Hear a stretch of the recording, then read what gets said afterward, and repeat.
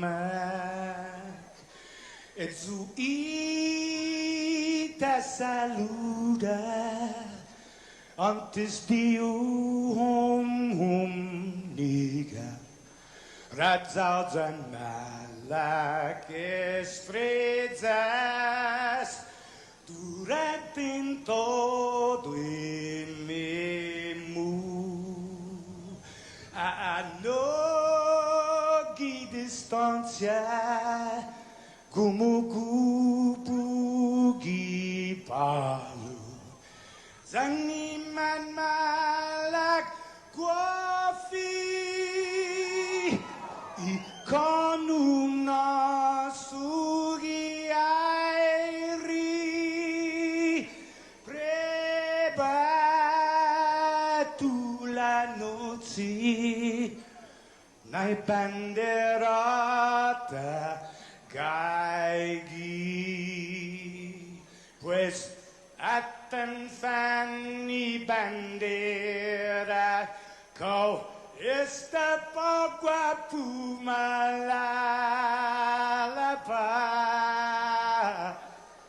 giluk tanu man libri sentami ti man ko badi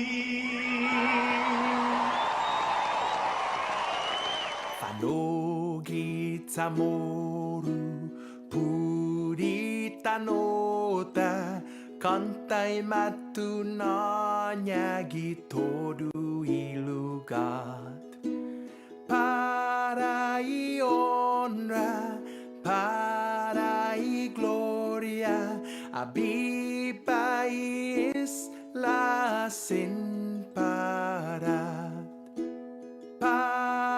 y honra, para y gloria, abiba isla sin parar. Todo y tiempo y paz para kita dan gini langit na bendition. Concai piligu na fan sofuham Zeus protehis languahon Concai piligu na fan sofuham Zeus protehis languahon Osaina, Oaniti, Ninumai, Amines Kuntan, Ninale. Osaina, Oaniti, Ninumai, Amines Kuntan, Ninale.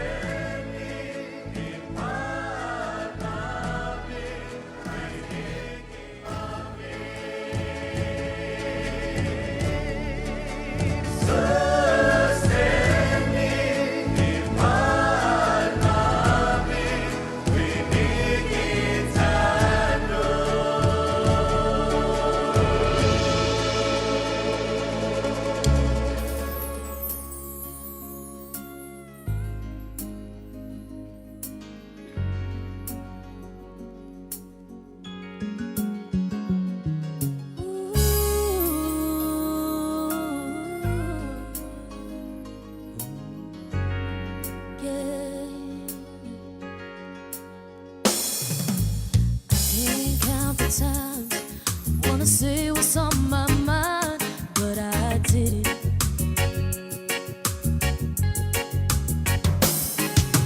Just the other day, I wrote down all the things I said, but I couldn't. I just couldn't. Baby, I know that you've been wondering. Oh, so here goes nothing. In case you didn't know, baby, I'm crazy about you. I would be lying if I said that I could live my life without you. Even though I don't tell you all the time, you had my heart a long, long time ago. In case you didn't know, ooh, in case you didn't know.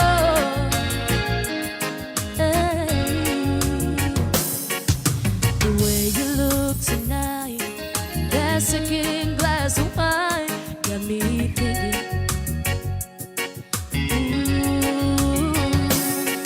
There's something about the kiss, boy, you didn't mean it. Got me thinking, I'm thinking. One of the things that I've been feeling, oh, it's time you hear it. In case you didn't know, baby, I'm crazy about you. I would be lying if I said that I could live my life without you. You know, All right, let's go. Good. don't tell you all the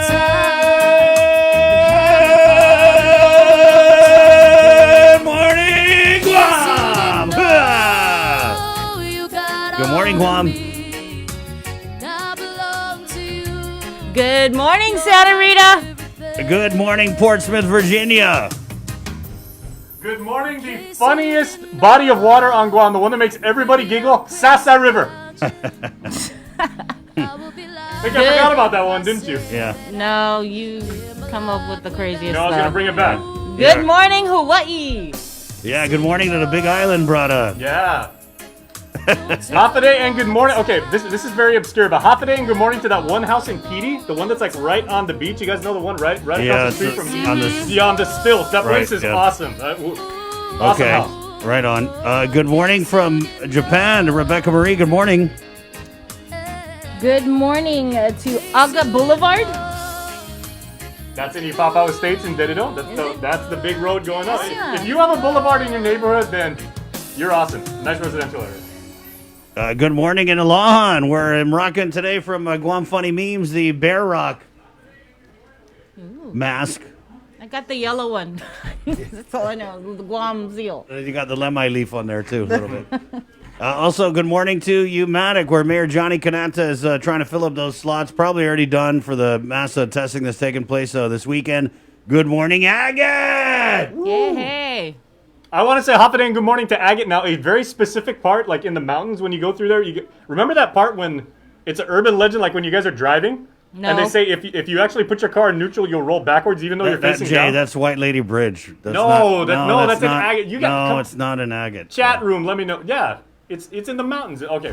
We will discuss later, maybe. Yeah, in the Maybe. comments, Okay. guys, that's White Lady Bridge. You put your car in neutral, and it's supposed to go like up the hill or something. But you roll backwards. Good morning to Martin. Moving along. Good morning to Martinsburg, West Virginia. Good morning, Barragata, to the love handles of Guam. You know what? I'm going to do you one back. Hafaday and good morning to everybody in the Appalachian Mountains. All right. Good morning, Nashville, Tennessee. Good morning, Epan. Hafaday and good morning to everybody in a college town. So we're talking Columbus, Eugene, Portsmouth. Mangilau. There you go, Manila. Roadrunners are in the house. Benefit Middle BMS, School. yeah, that's right.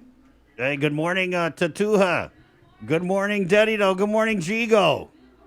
Good morning, Jotnia. Good morning, Bay Area of California. Bayo and the yayo. Good morning if you live near a public playground.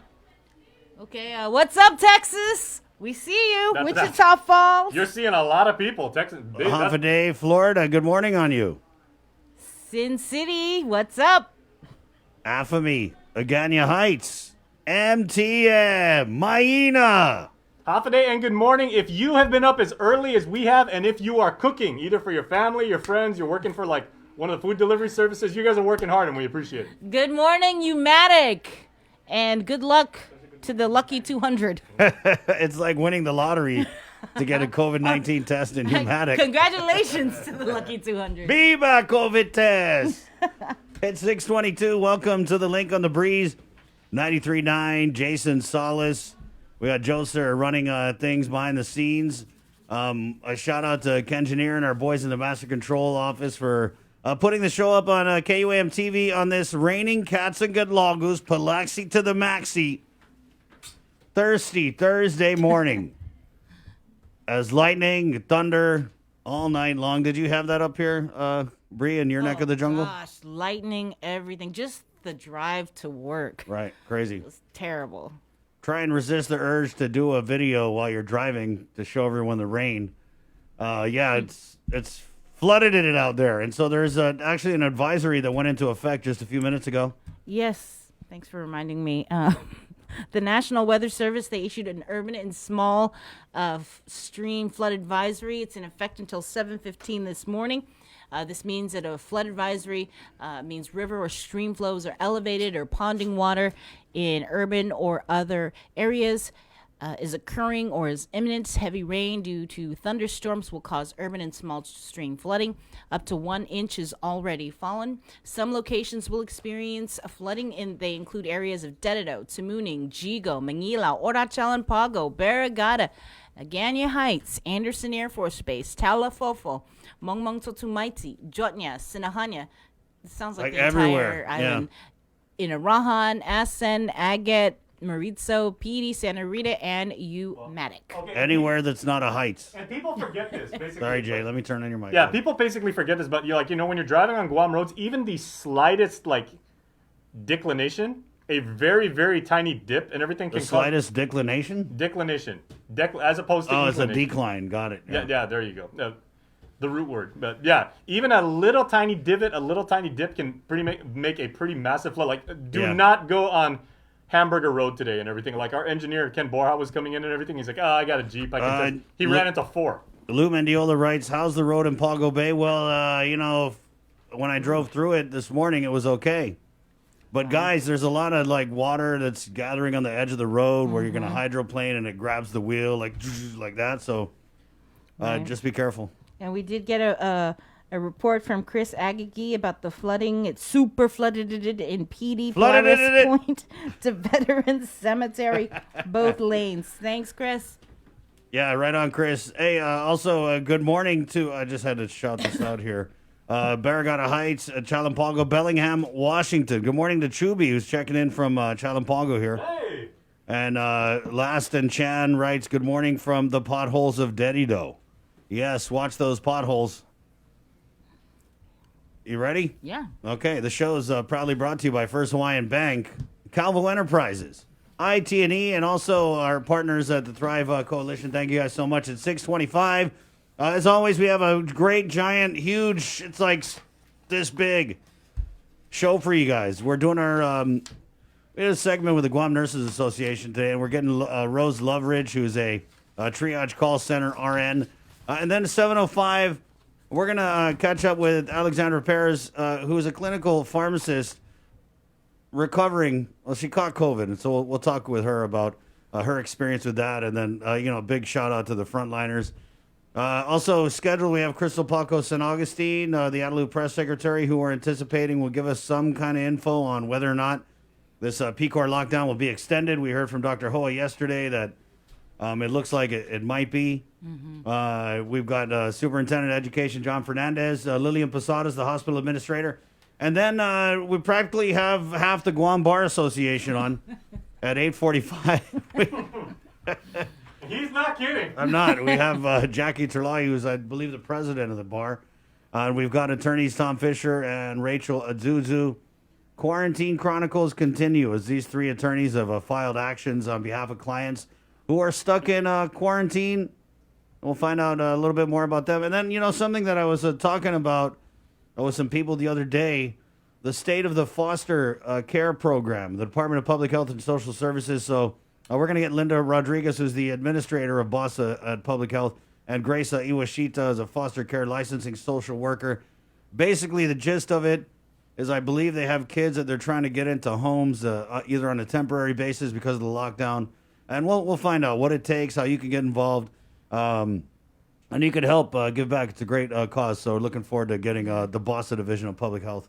And that was also one of the areas that could see some cuts when you read the governor's statement in response to the override of her veto. So we'll hopefully that won't happen. Yeah, definitely. We can hope, can't we? It's 6:27. Let's get into the news now with the very latest from the KUAM news team right here on The Link, The Breeze, 93.9. Good morning, Sabrina Salas-Matanani. Off today, everybody. The island recorded another COVID-related death on Wednesday. A 65-year-old woman passed early yesterday morning. She was pronounced dead on arrival at the Guam Regional Medical City. The patient had underlying health conditions and was swabbed upon arriving, and her results came back positive. She marks the island's 29th COVID-related fatality. Governor Lulian Guerrero extending her condolences and sympathies to the family and loved ones, saying, quote, "This virus is affecting us much worse now than it did in the beginning of this pandemic. People are getting sicker, more patients require hospitalization, and we are losing more people each day. We are forced to confront just how serious our situation has become, and we cannot become complacent." Guam has 47 new COVID infections. Those were the number of new positives out of 522 samples. Of the new cases, 20 were identified through contact tracing, and one reported travel from the U.S. mainland and was identified in quarantine. Guam's current COVID case count is 2,013, with 579 island residents actively fighting the virus, while more than 1,400 people have recovered. Meanwhile, according to the Joint Information Center, 2 additional Guam Department of Education employees have tested positive for COVID. One was identified at Ukudu High School, while the other was an employee from GDOE's Tidzin headquarters. And here's more news.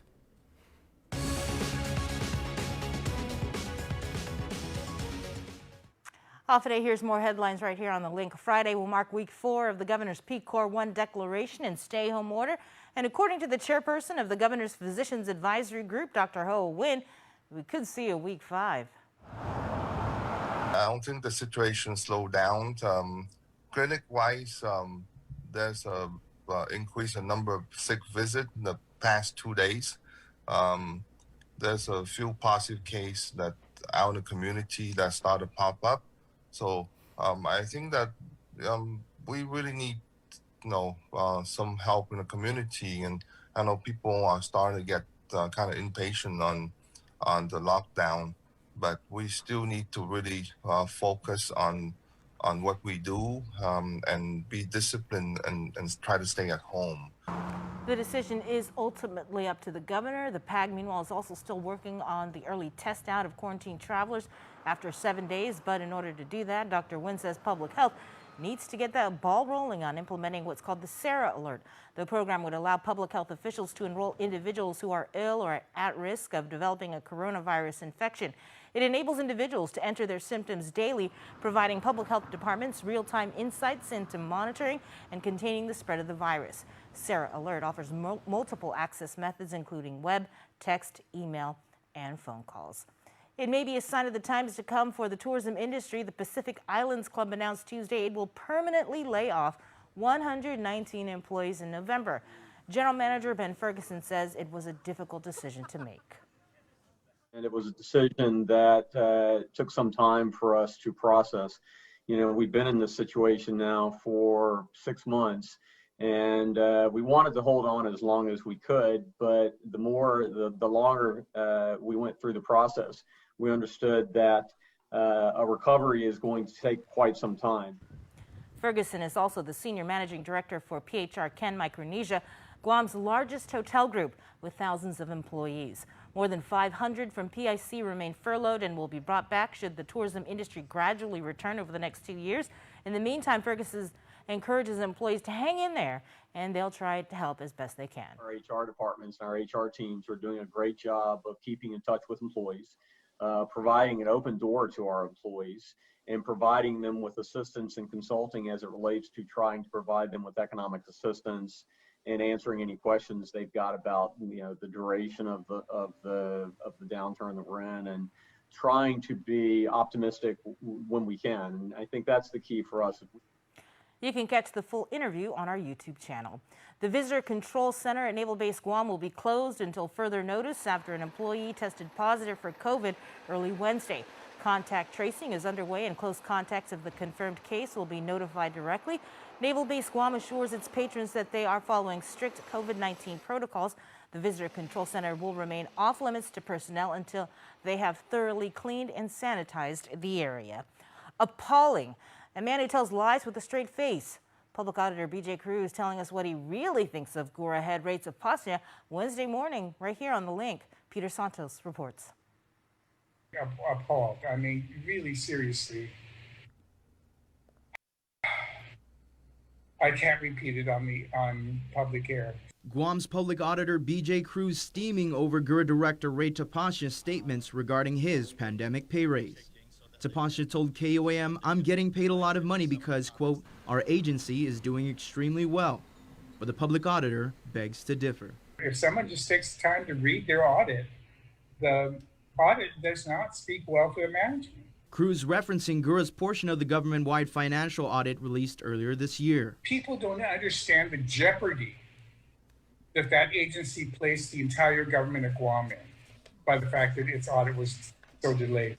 Cruz saying Tapasya's interview on KOAM's The Link yesterday is in need of a major fact check. His lies yesterday were just unbelievable, and he's able to do it with a straight face. Cruz also said Tapasya lacks certifications and qualifications to justify his exorbitant salary, or the almost $20,000 in raises he's received since being hired at GURA in January of last year. For the political hacks that are brought in to take over the departments whenever the administration turns over, they've had no previous certification, technical or professional experience in that, warranting the exorbitant salaries that they're getting. Tapasya tells KUAM he won't be getting his raise anytime soon. But Cruz says unless the board officially reverses its decision, the raises can move forward at any time. They'll figure out some way when we're not looking to implement that. The only way to take care of that is for the board to meet and rescind it. For the full interview, be sure to visit our KUAM YouTube page. Reporting for Guam's News Network, I'm Peter Santos. For more news, stay right here to The Link. The national news: teachers, parents, and administrators are watching closely as schools reopen across the country. With over 1 million students, New York City is the nation's largest public school system. Its in-person classes are slated to resume next week, but some teachers are saying they're not ready. Nikki Batiste reports from Queens, New York. Teachers' protests continued in New York City Tuesday as educators warn their schools are not ready for students to return. I am so nervous. I am really nervous. And I know my family is nervous. The teachers union says test turnaround times are taking longer than the 24 to 48-hour period that was promised. Teachers say their windows don't open far enough or can't open at all to provide adequate ventilation, and some say their cleaning supplies are already running low. It gives me anxiety because it's the unknown. We are ready, we want to be with our students, but it's not safe. But the city says 98% of teachers got their COVID tests back within 48 hours, and the mayor says most classrooms are ready to go.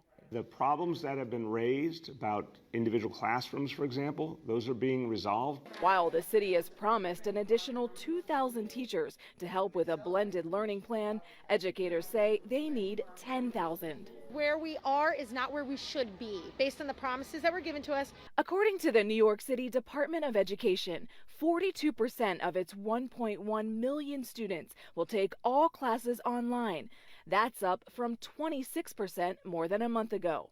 But distance learning has its own challenges. All classes are currently online in Los Angeles County, but a survey conducted by the Office of Education found schools there need roughly 50,000 additional computers and Wi-Fi hotspots to ensure their students are adequately equipped. But adequate testing may not be a problem for Los Angeles County Public Schools. There is no other school district doing this. Los Angeles School Superintendent Austin Butner was among the first to be swabbed during the official launch of the estimated $150 million testing initiative. Their goal is to run 40,000 tests on students, staff, and their families every day. Hopefully getting our kids back to school and keeping them safe, keeping our faculty safe, keeping our kids safe. As you can see from the teachers protesting here this morning, they still feel like many New York City schools are not safe to reopen. In a statement to CBS News, the New York City Department of Education says it has comprehensive protocols in place to guarantee the health and safety of all students and staff, including requiring face coverings, social distancing, and random testing. Nikki Batiste, CBS News, New York. And finally, the Guam Fire Department's fleet of emergency vehicles is increased, receiving 3 new ambulances. The newest addition is the remaining of 7 ambulances that were procured with GFD Operations Fund and a grant through the Bureau of Statistics and Plans. A Dodge Ram ProMaster ambulances were purchased through Cars Plus with a price tag of $114,000 each and will help bolster GFD response efforts, especially as the island continues to combat COVID-19. And that is for your news for now. We'll have more on the link after this. GU Self-Storage, conveniently located near the Harmon McDonald's. We offer affordable rates, online payments, and auto bill pay for your convenience. Plus gate access daily from 6 a.m. to 9 p.m. Call us today at 648-7867 for more information. You're watching The Link with Chris and Sabrina on TV 11, but don't leave yet because we're coming up next on CBS This Morning. We got your 6 at 6 a.m. with The Link on Breeze 93.9 FM. Bree and I connect you with all the latest news and information you need to know to start your day. Then check back with Guam's news leader at 6 p.m. for the day's top headlines with KUAM News Primetime. From 6 a.m. to 6 p.m. and everything else in between with KUAM Digital, we got your 6.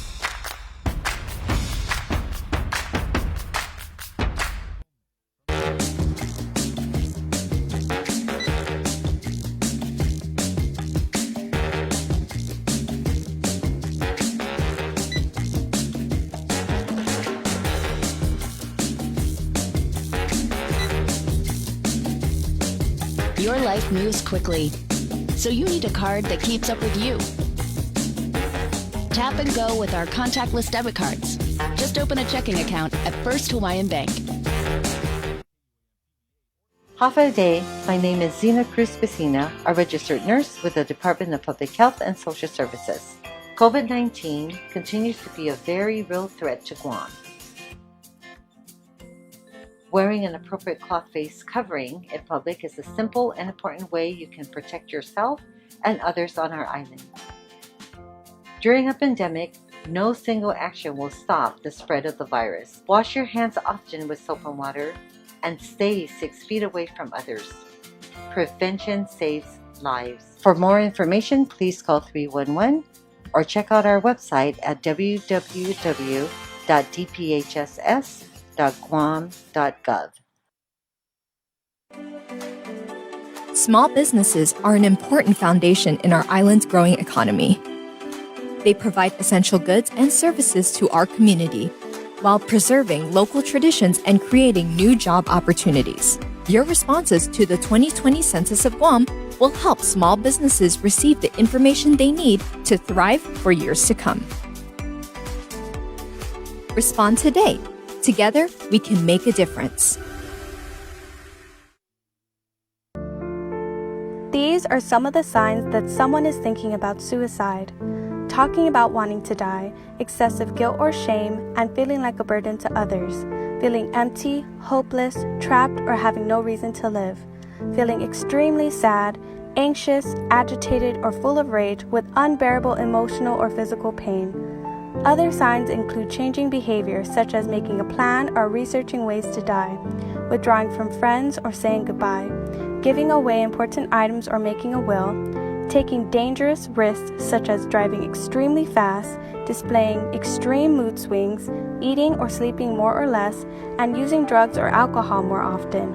If you or someone you know is showing these warning signs, get help as soon as possible.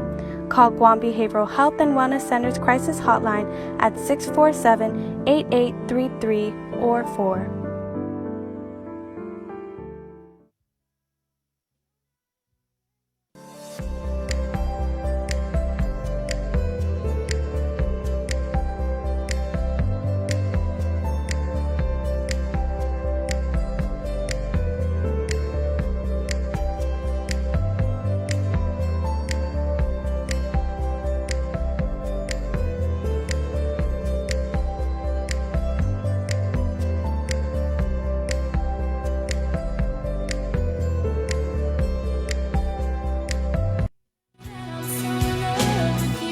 Hey, good morning, 641.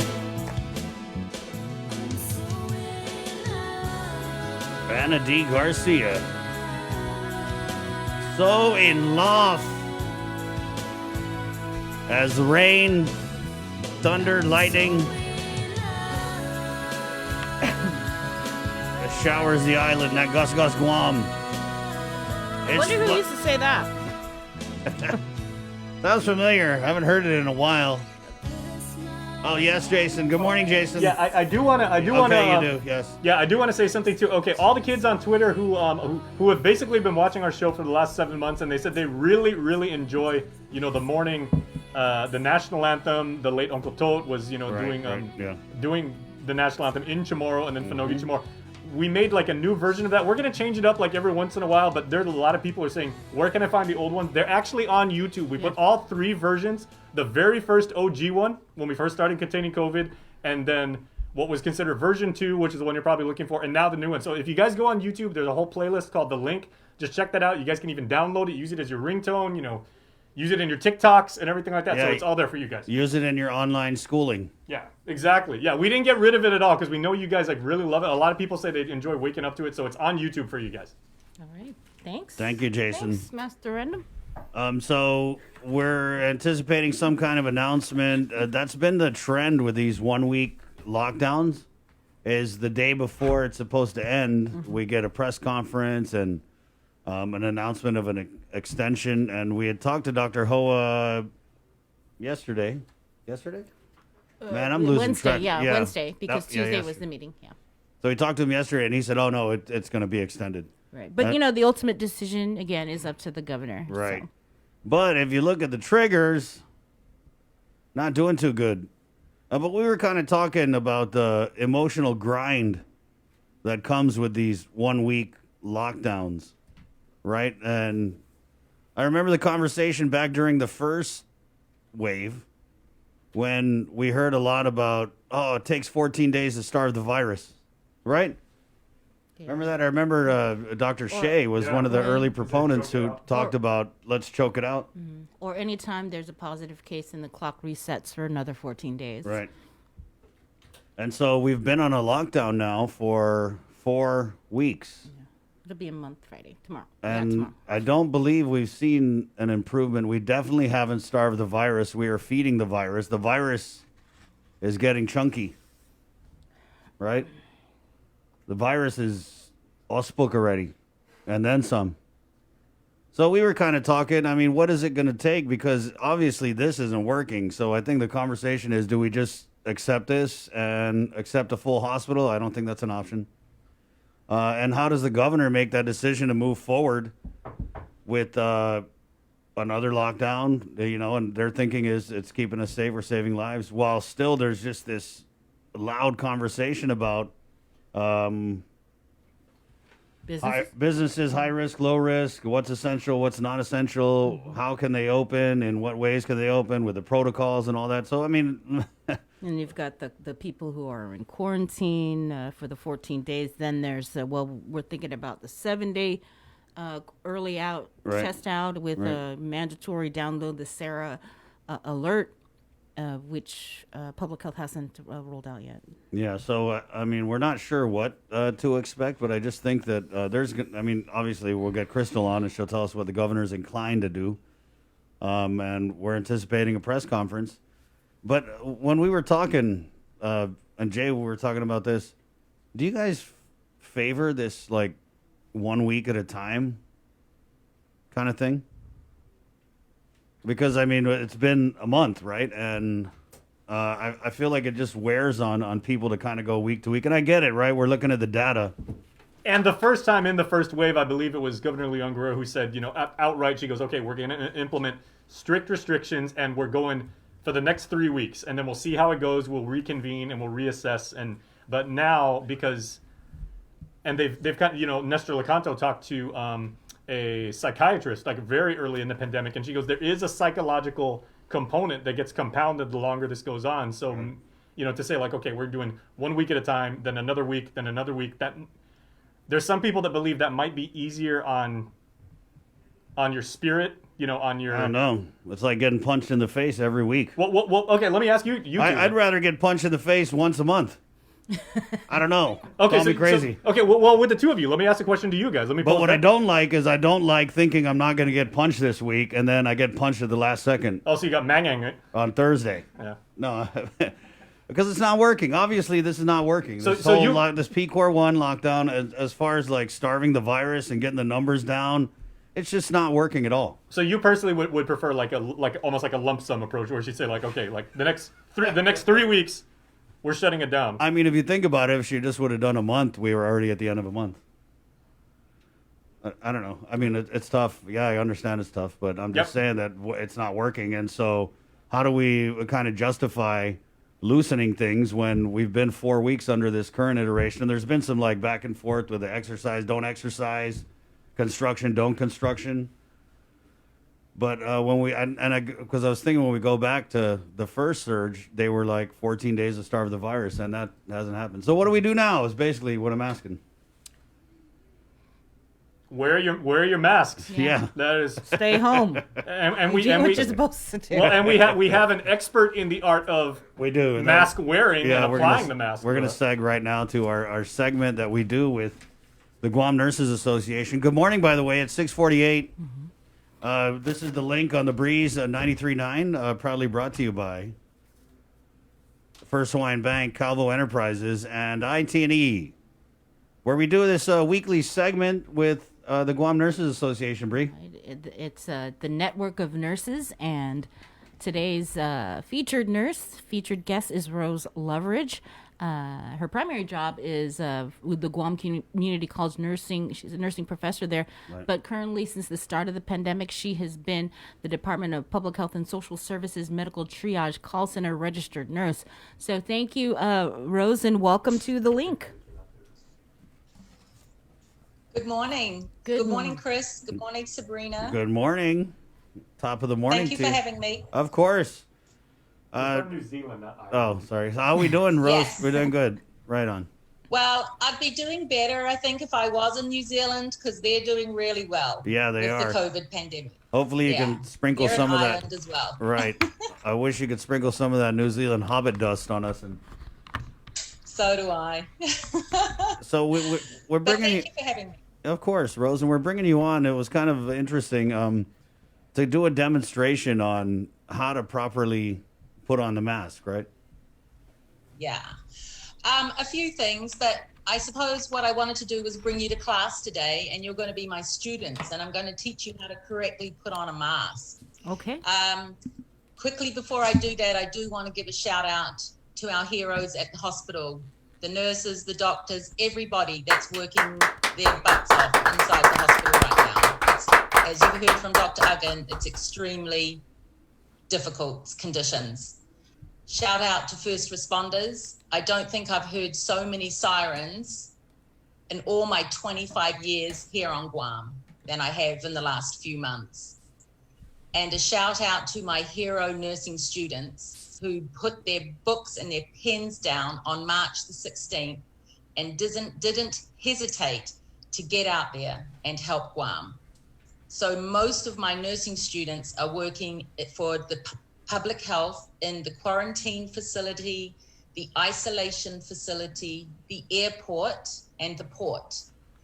And a handful of them are expert swabbers, so they do the COVID swabbing at their outreaches. So I'm extremely, extremely proud of everything they've done, because they did what they should do as a nurse and get out there and help the community. So anyway, I'm going to bring you guys to class today. I want to show you a couple of pictures, and I think you guys, I hope you're going to get the answers right that I'm going to ask you. Right. Do we raise our hand? Wait, I didn't know there was going to be a test, first of all. I didn't study. Yeah, there's going to be, you're in class today. Yes, Chris is cheating. I brought it. Okay. I'm going to show you pictures of the World Wide Web, but they're from Guam. I'm going to show you a picture and tell me if you, during PCOR 1 that we're in, is there anything wrong? Do you see anything wrong with this picture?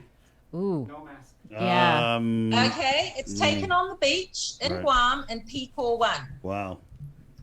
PCOR 1 means, what does it mean when you go to the beach? That it your means dog. you go to the beach and you exercise. Does that look like exercise? Looks like it could be a static vertical hold. So look at that picture. Oh, no, they've got... Now look at this picture. This also was on the World Wide Web. This is GDOE. What's wrong with that picture? I'm not sure if you can see it. There's a hint. Oh, Do you see that? That's a big hint. Yep. All right. So as I tell my students, Houston, we have a problem. So we need to learn how to put on masks correctly, because to wear a mask is not wearing a mask under your nose or under your chin. That is not how you wear a mask. The ideas of wearing a mask is that we protect our nose and our mouth, because the virus can enter our nose and our mouth, and the virus can exit our nose and our mouth. So I dropped off your early Christmas presents the other day. Do you have your masks? Yes, miss. Yes, miss. Yes, ma'am. Okay, so these are surgical masks. We don't endorse everybody to wear them, but because people do wear them incorrectly in the community, not just in Guam, it's important that we understand how to wear them. So what do you notice when, quick question. This is for you, Chris, because I know you'll know the answer. What should you do before you come near your face? Before we even put our mask on, what should we do? We should wash our face, wash our hands. Wash your face. Definitely wash your hands. Okay, Right. You want clean hands when you're going to be putting your hands near your face. I Wash feel your bad because I'm hands. kind of like the wash your hands guy, so I should have got that one. You are the wash Yeah. the hands guy. And so then you can pick up your mask. And now look at your mask. What do you see? Two sides, two different colors. And this is where people go wrong. Mm-hmm. It's called show your colors. You want to show your color. Wear the color on the outside because there's a protective coating on the outside, and that's the color, the shiny side. And the other side goes against your face, and it has got more absorbent material that absorbs your breath because your breath is moist. Then we have our earpieces that everybody knows about now. But when you touch this mask, do you feel something floppy on one side and something stiff on the other? Yes, miss. Yes. Good little students. So that's a metal bar, a slight metal bar. It's very flexible. And that is what's going to go over your nose. You must mold this mask over your nose. So the bridge of your nose, about halfway up. Some people, I don't know why, but they wear masks at the tip of their nose. Well, useless. You've got to put it on over your nose. So go ahead and get your mask and hold it by the earpieces and put one over one ear, stretch it across your face over the other side, and you now have your mask on, but it's not on correctly yet. Now you're going to do the pincer movement, little crab, with your fingers, and you're going to put it where you're halfway over your nose, and you're going to push against that metal, and you're going to mold it over your nose. You can use 2 index fingers if you want, and mold it across your face. And the idea is to create a seal as much as possible so that droplets don't go down in front of your eyes and down inside your nose that way. Then, while holding your nose, pull the mask under your chin. And that way, you have a good coverage on your face to protect. What are we trying to protect? Our nose and our mouth. And that's it. You've got your mask on and you're ready to go. A+. Miss, do we get an A? Yes, you're going to get a chocolate fish. That's what we give out in New Zealand. Chocolate. Yeah. So now let's fast forward into the future when we are allowed to go back to restaurants, which is one of my pet hates at the moment. No offense to the restaurants. They're doing all the right things, cleaning their equipment, spacing out the tables. All employees have their masks on. But I've only been to one restaurant in the last 6 months. And that was just before the lockdown. We went back to P1. And I'm not an anxious person, but I was so anxious going into the restaurant where everybody had their mask off. People, if you go to a restaurant, keep your mask on while you order your food to protect your server. Don't remove your mask until you're ready to eat. Take off your mask, eat, and put your mask back on. Do not sit at the table chatting away without your mask on. It's frustrating to see. So now I've got to teach you how to take off your mask, especially if you go to a restaurant. So I recommend taking a little sandwich bag, because if you think about the outside of the mask, this is what we call contaminated. It's got the virus, possibly, hopefully not, but it's got bacteria, it's got stuff on the outside of it. So one quick thing is when you're touching your mask, don't touch your mask. Try to avoid touching your mask. If your mask is loose, you're going to be touching it and trying to pull it up on your face. And what have you done? You have contaminated your hands. So if you touch your mask, you need to wash your hands, because think of this as dirty. This is dirty. Dirty mask, right. So when we go to a restaurant, we don't want to just take off our mask and put it on the table. Yuck, yuck, yuck. So let's take it off. So take it off by the loops. Do not touch the front of your mask. You just take it off by the loops, fold it in half, don't touch it at all, and put it inside your little plastic baggie. Then put it in your handbag, ladies, or gentlemen, put it in the back of your pocket or on the corner of the table, but away, at least it's covered and it's away from where, because remember the outside of it's dirty. Don't squeeze all the air out of it, because then you're going to release particles. Just close it. It doesn't have to be Ziploc. It could just be a plastic bag, but contain it while you eat. I recommend once you've taken off your mask, you should also use your hand sanitizer. I carry around a little tiny one that I just fill up at home when I need to, and hand sanitize, and then eat your food. What are we eating? How's that? Wow, chicken Calaguin, my favorite. Wow, yeah. I have a question.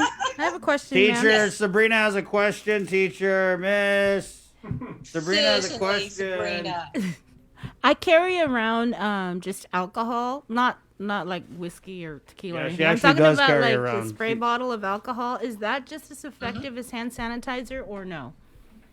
Absolutely. Yeah, absolutely. It will dry out your hands. There's alcohol in hand sanitizer. Yeah. Right. But alcohol is just as effective, if not more effective, than the hand sanitizer. So yes, definitely wash your hands. Now, a big thing with hands is if your hands are visibly soiled, and even let's say I cough on my hand, cough, I can't really cough. So you can't see the cough, you can't see the spit on your hands. The last thing you want to do is get hand sanitizer and rub that spit all over your hand. If your hands are visibly soiled, or if you cough, because you can't see what came out of your mouth, you need to wash your hands with soap and water. Don't use hand sanitizer and spread it all over. your hands when they're dirty.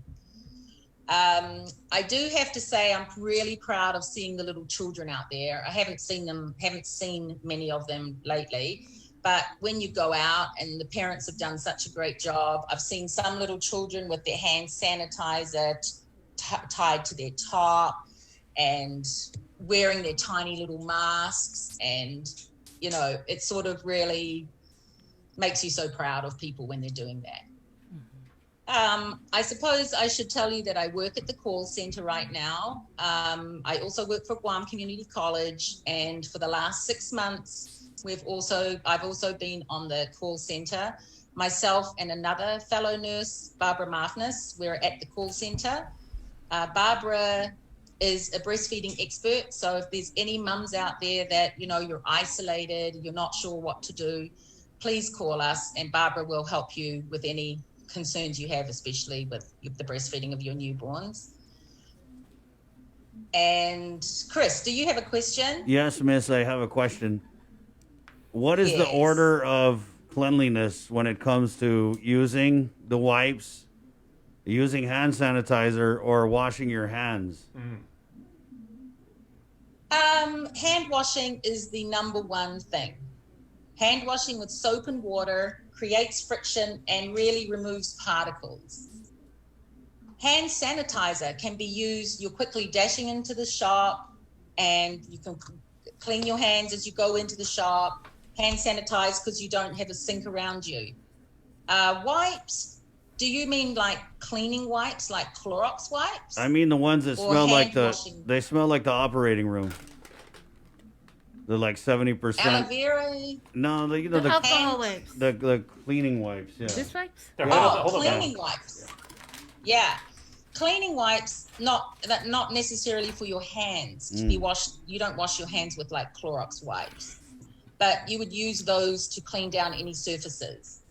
At the call center, if I had to hand my phone over to somebody else, I would never hand it over without wiping it down before I pass it to my colleague, because you have to think of the germs on this phone can be transferred very closely.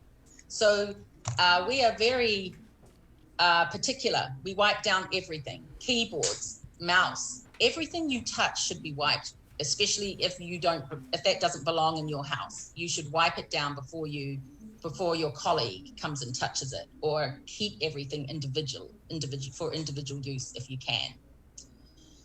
So hand washing is so important, but so is social distancing and, of course, wearing a mask. But wearing a mask correctly is so important.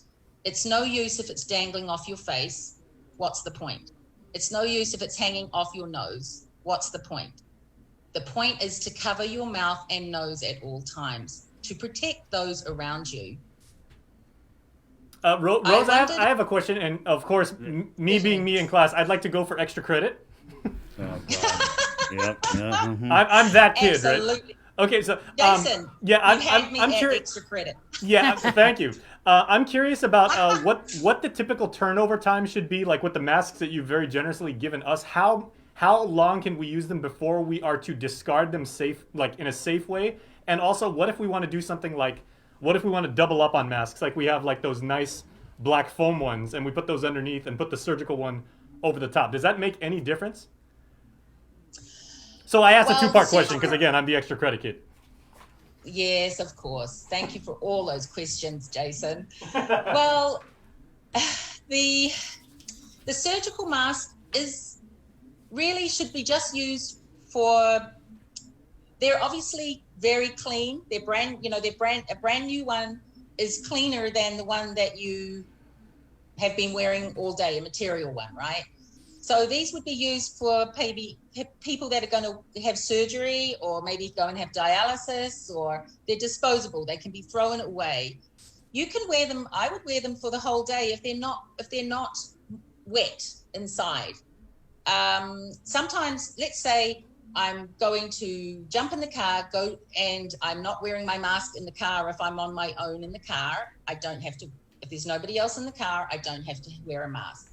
But when I get to my destination, I'm going to wash my hand sanitize, put on my mask, go into the store, buy my supplies, come back to the car, and then I take off my mask and I put it on the dashboard with the clean side up so that the sunlight can dry the mask, and that way I can use it all day long. Because what do we have in Guam? We have sunlight.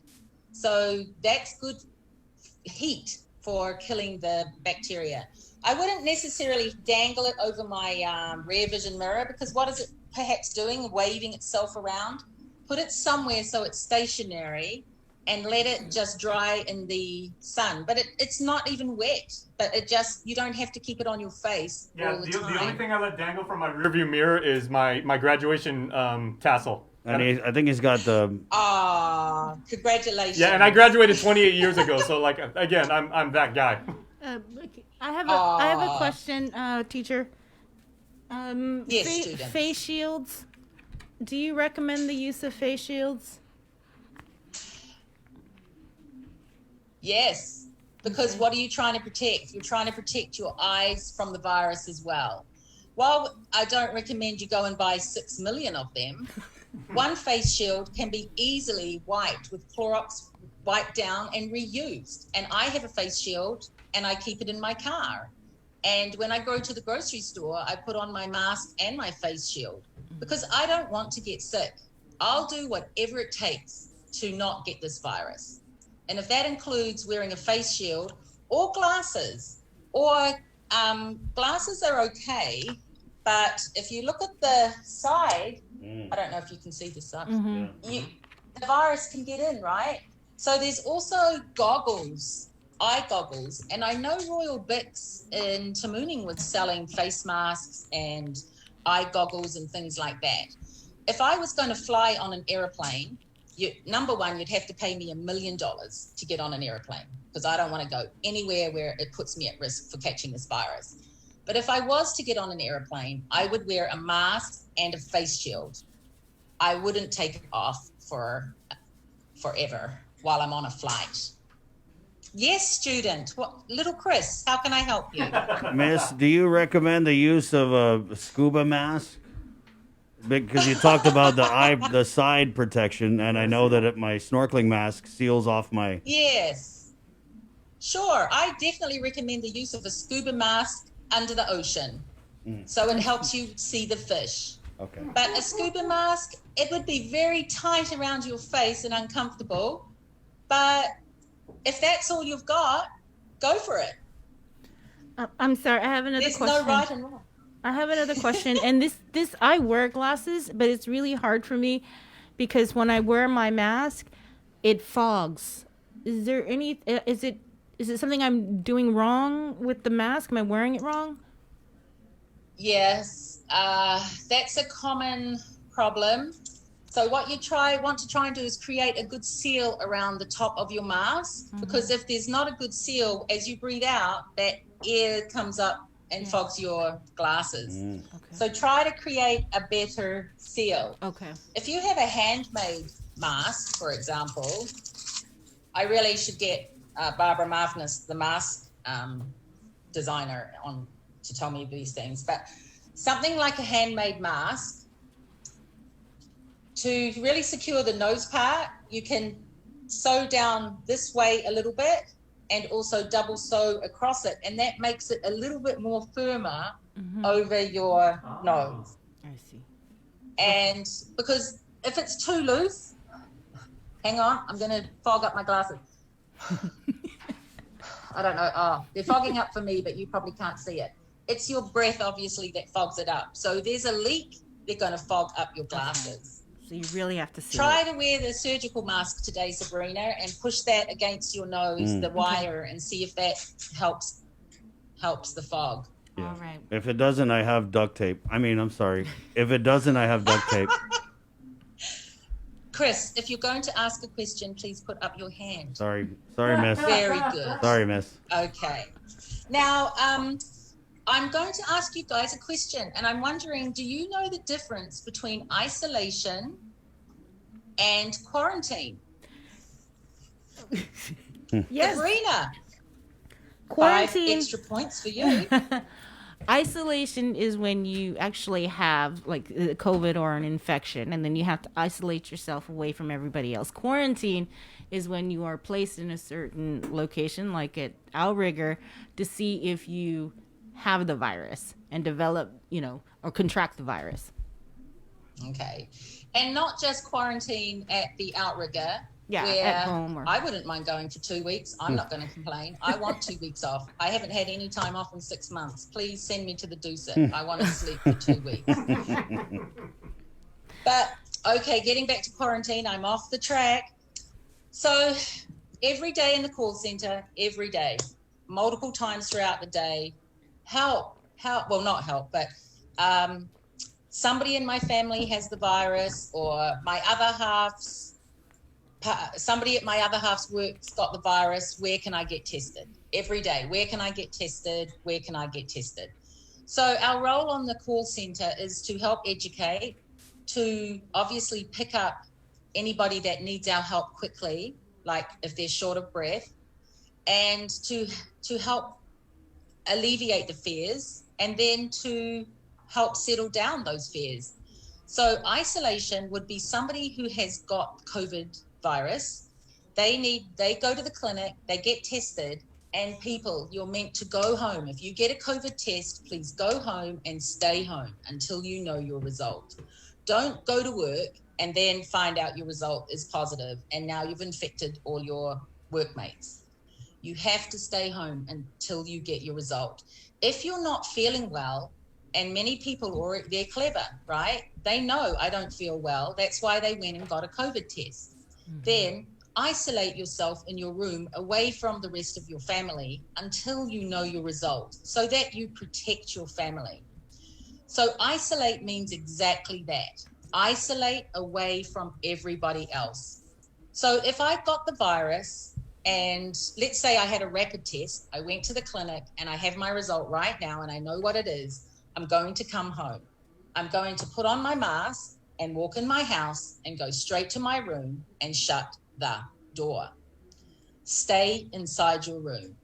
Now, in the most ideal world, it would be great to have a bedroom with a bathroom and ensuite attached to it. And that's the best place you can stay for the next 2 weeks, inside that room, away from your family. Quarantine, we call self-quarantine, is the rest of the family members. They haven't been tested yet. They're not positive. So they have to quarantine themselves away from you. You're in your room with your doors shut. So they can carry on their life together inside the house. But again, if possible, not congregate together too much.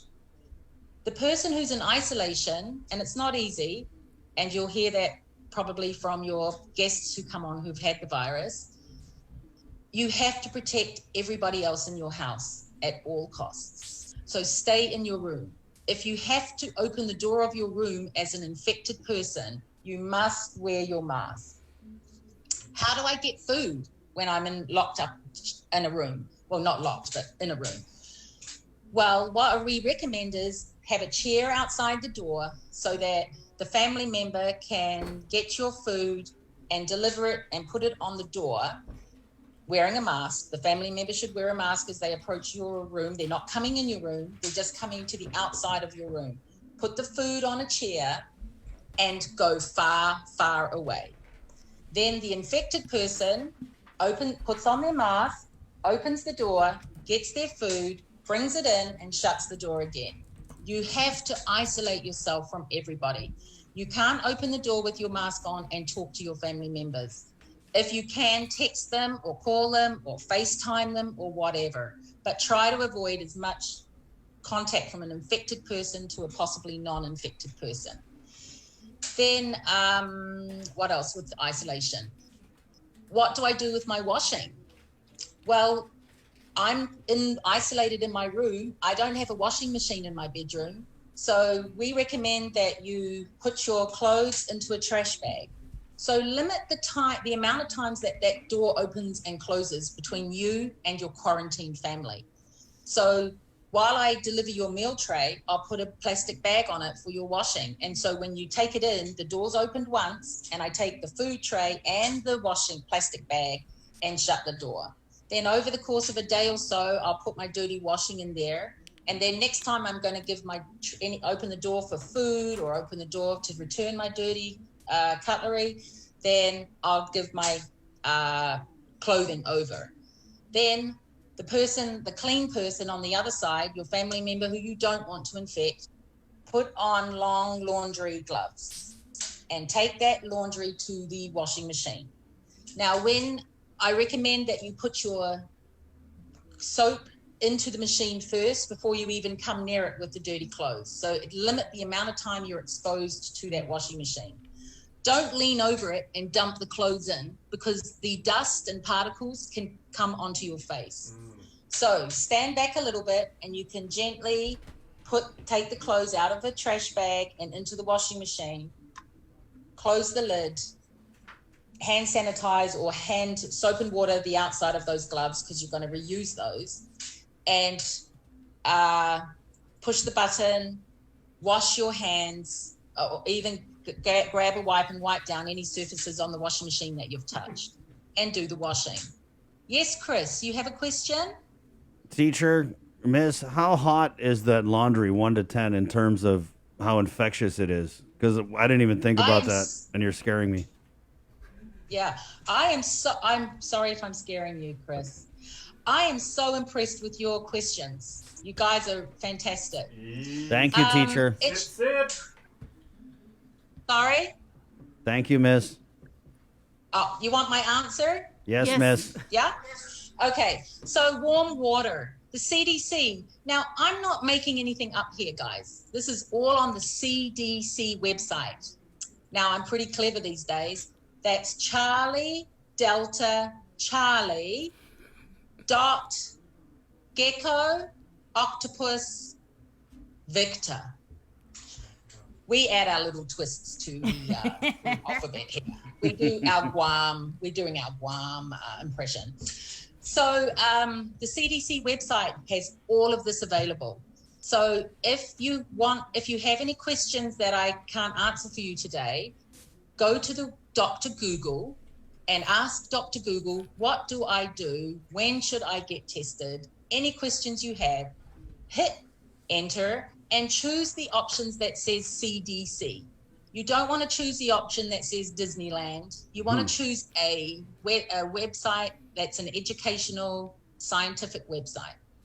So getting back to your question, Chris, is use warm water, at least warm water, if it's for infected clothing. I mean, you can wash your own clothes with, CDC says, you can wash your clothes with my infected clothes.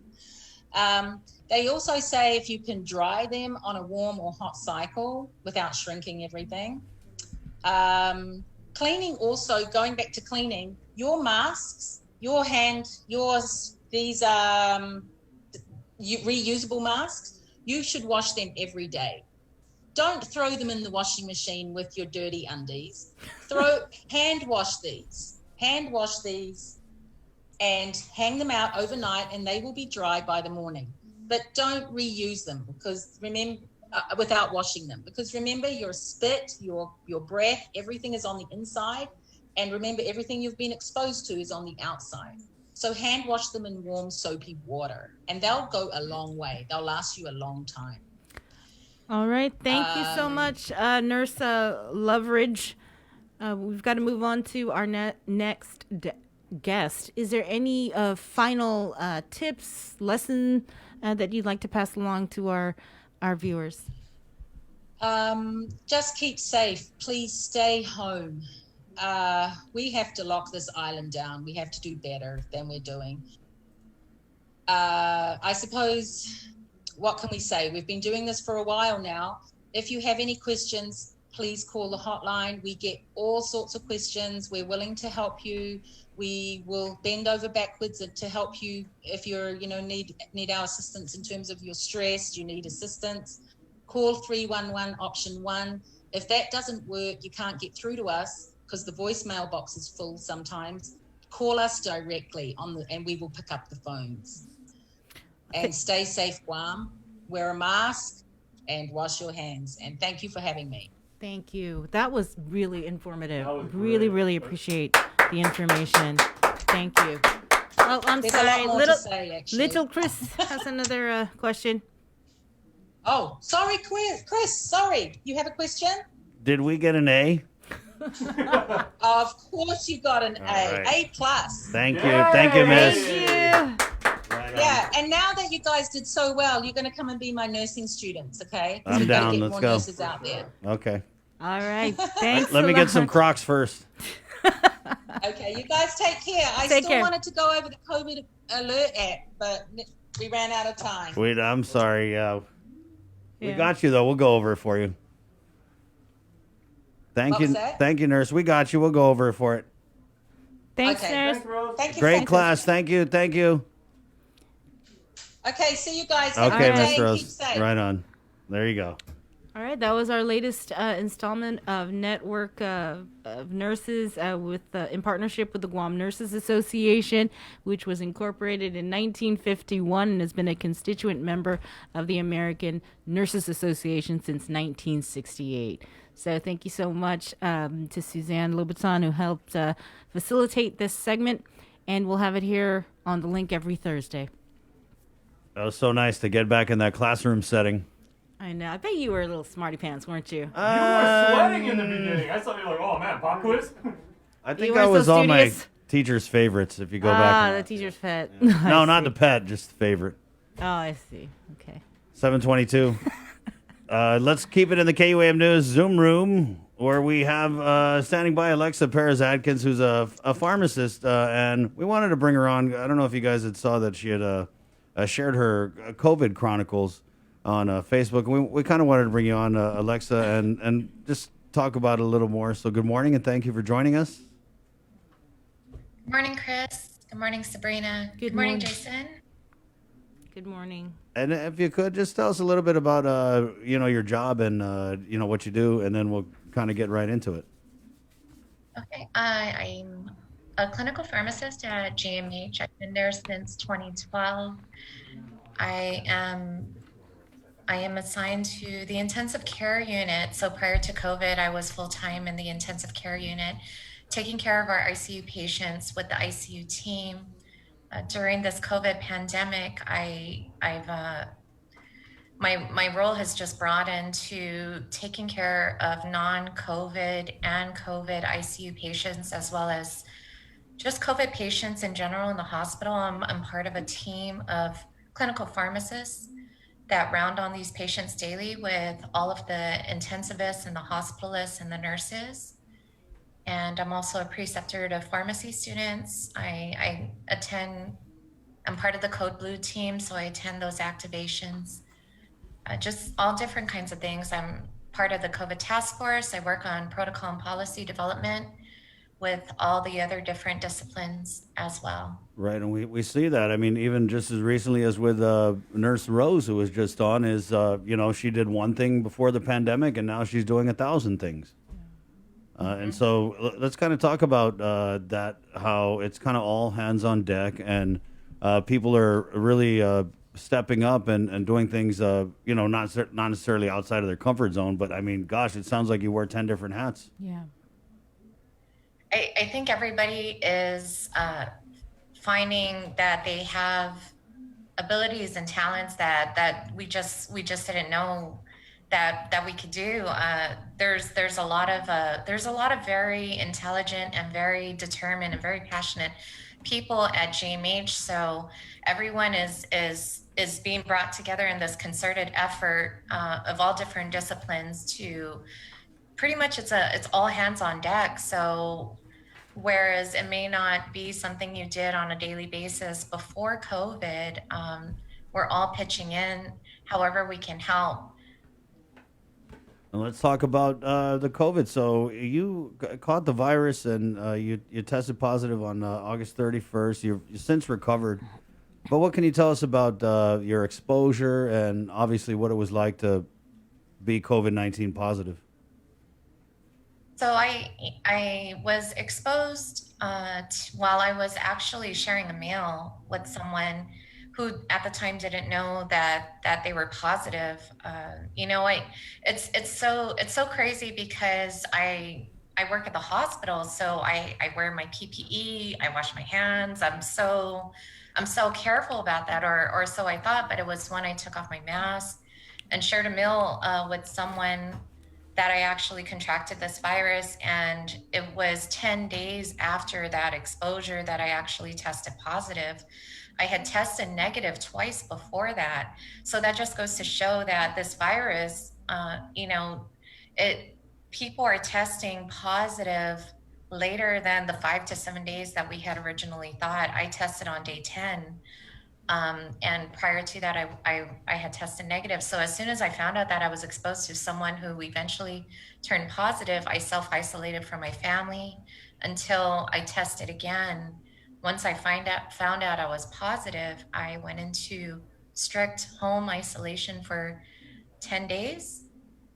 So I was separated from my child and my family, just like the nurse who was on earlier. She described exactly what I went through. I was isolated in my room. I did not come out at all. All of my meals were delivered to my door, and any supplies that I needed had to be delivered to my door. I could not come out for 10 days. It was very scary. At least, initially, you see this in the hospital. I'm part of the team that treats these patients every single day. It's a different feeling when it happens to you. You just go through this immediate shock, and then just guilt, and you start to think about everybody you could have possibly exposed, and you just have this guilt and worry until you know that they're okay. My husband and my child were pretty much the only people I allowed myself to be around. I haven't been around my family in over a month since the second wave started. So I was sick with worry until I found out, until they were tested and found out they were negative, and then, the guilt and the fear and the anxiety calmed down a little bit. My symptoms were pretty mild. I had mostly congestion, severe body aches, and just tired. I was just tired a lot, so I slept a lot. I didn't really have fever, and that was the hard thing about this, is because I didn't have symptoms before I tested positive. I was asymptomatic. I went to work every day. We check our temperature going into the hospital, and I had no fever. I had no symptoms. And that's why it didn't occur to me that I may have possibly been exposed until I found that out. Once I found out I was exposed, it was constant self-monitoring of symptoms and self-isolation. So, yeah, it's crazy like that. Not everyone has symptoms. Right. Not everyone's going to have the trigger to let you know that there may be something wrong, and you may have to get swabbed. Alexa, how old is your child? I have two. I have a 12-year-old stepson, and I have a 2.5-year-old daughter. How did you, I guess, explain, COVID and what your situation to your children? So my son lives in Hawaii, and my 2.5-year-old daughter, I think it's good because she's so young that I think she's oblivious to time and where everything is, because she did not know where I was. She didn't know I was home.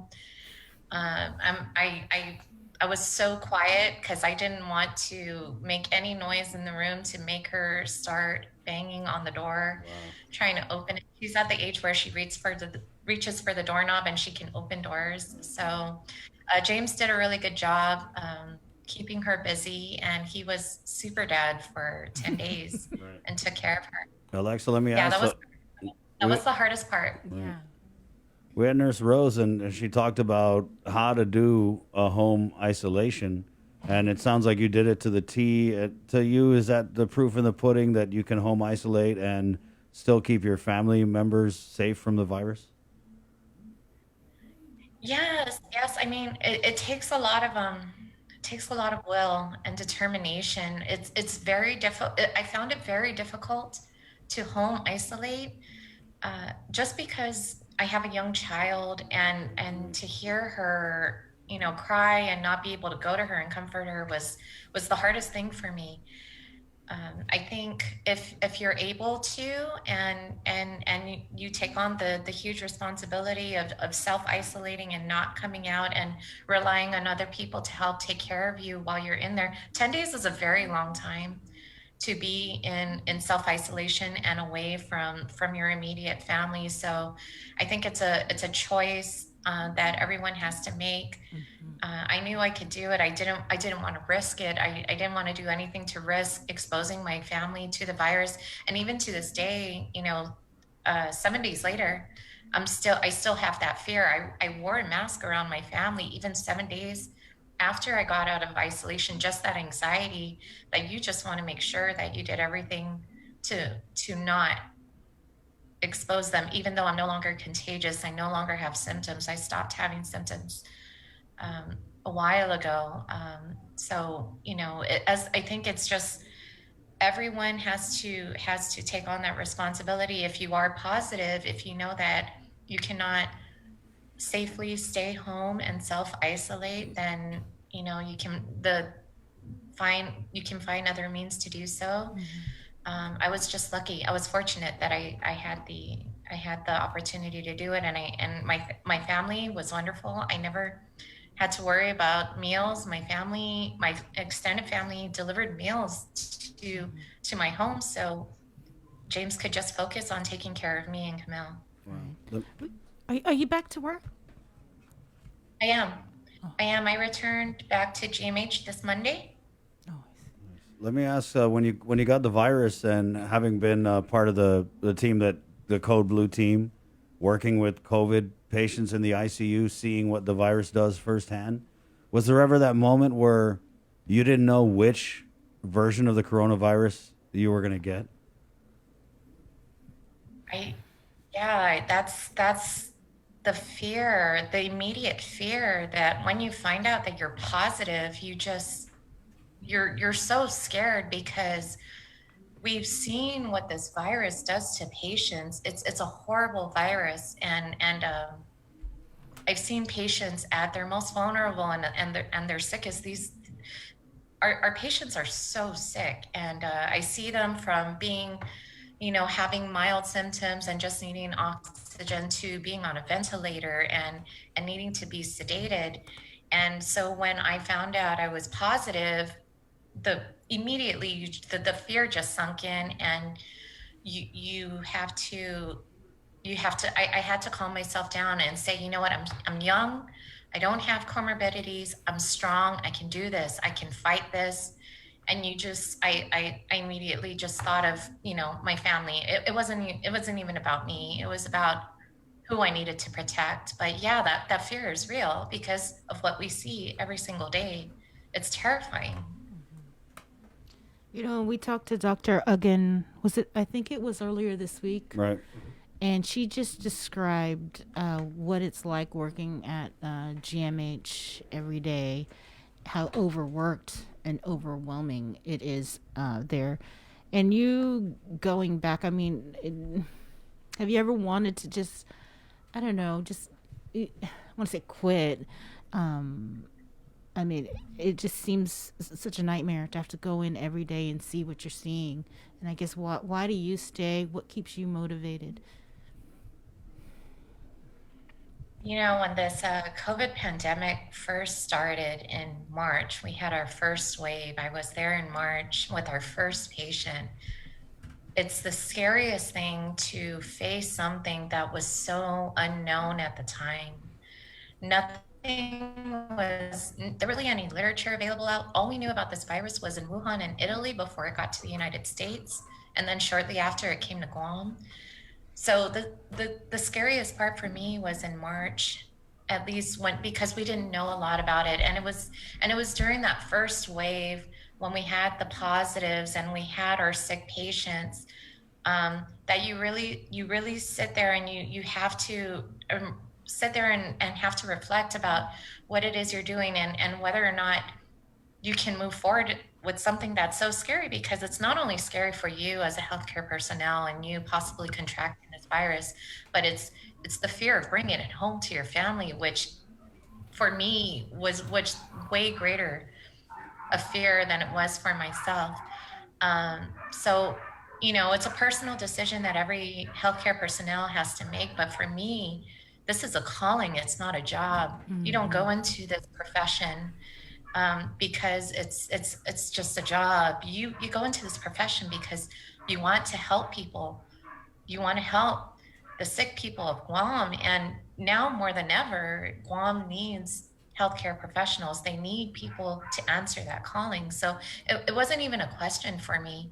And I have a very understanding family, an extremely understanding husband who is my number one fan and my greatest support system. So when I have these long days of staying with these patients, the sicker they are, the longer the days, the 10, 11-hour days that you're there. Yes, it's tiring and it's overwhelming, but you keep going back because you have to.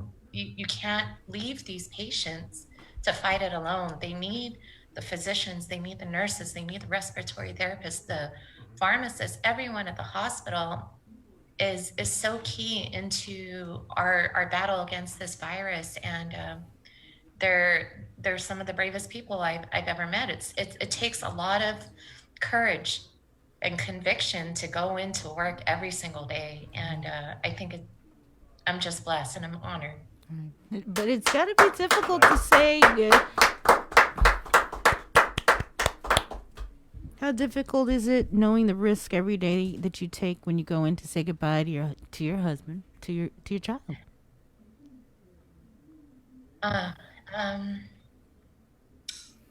It's never easy. It's never easy.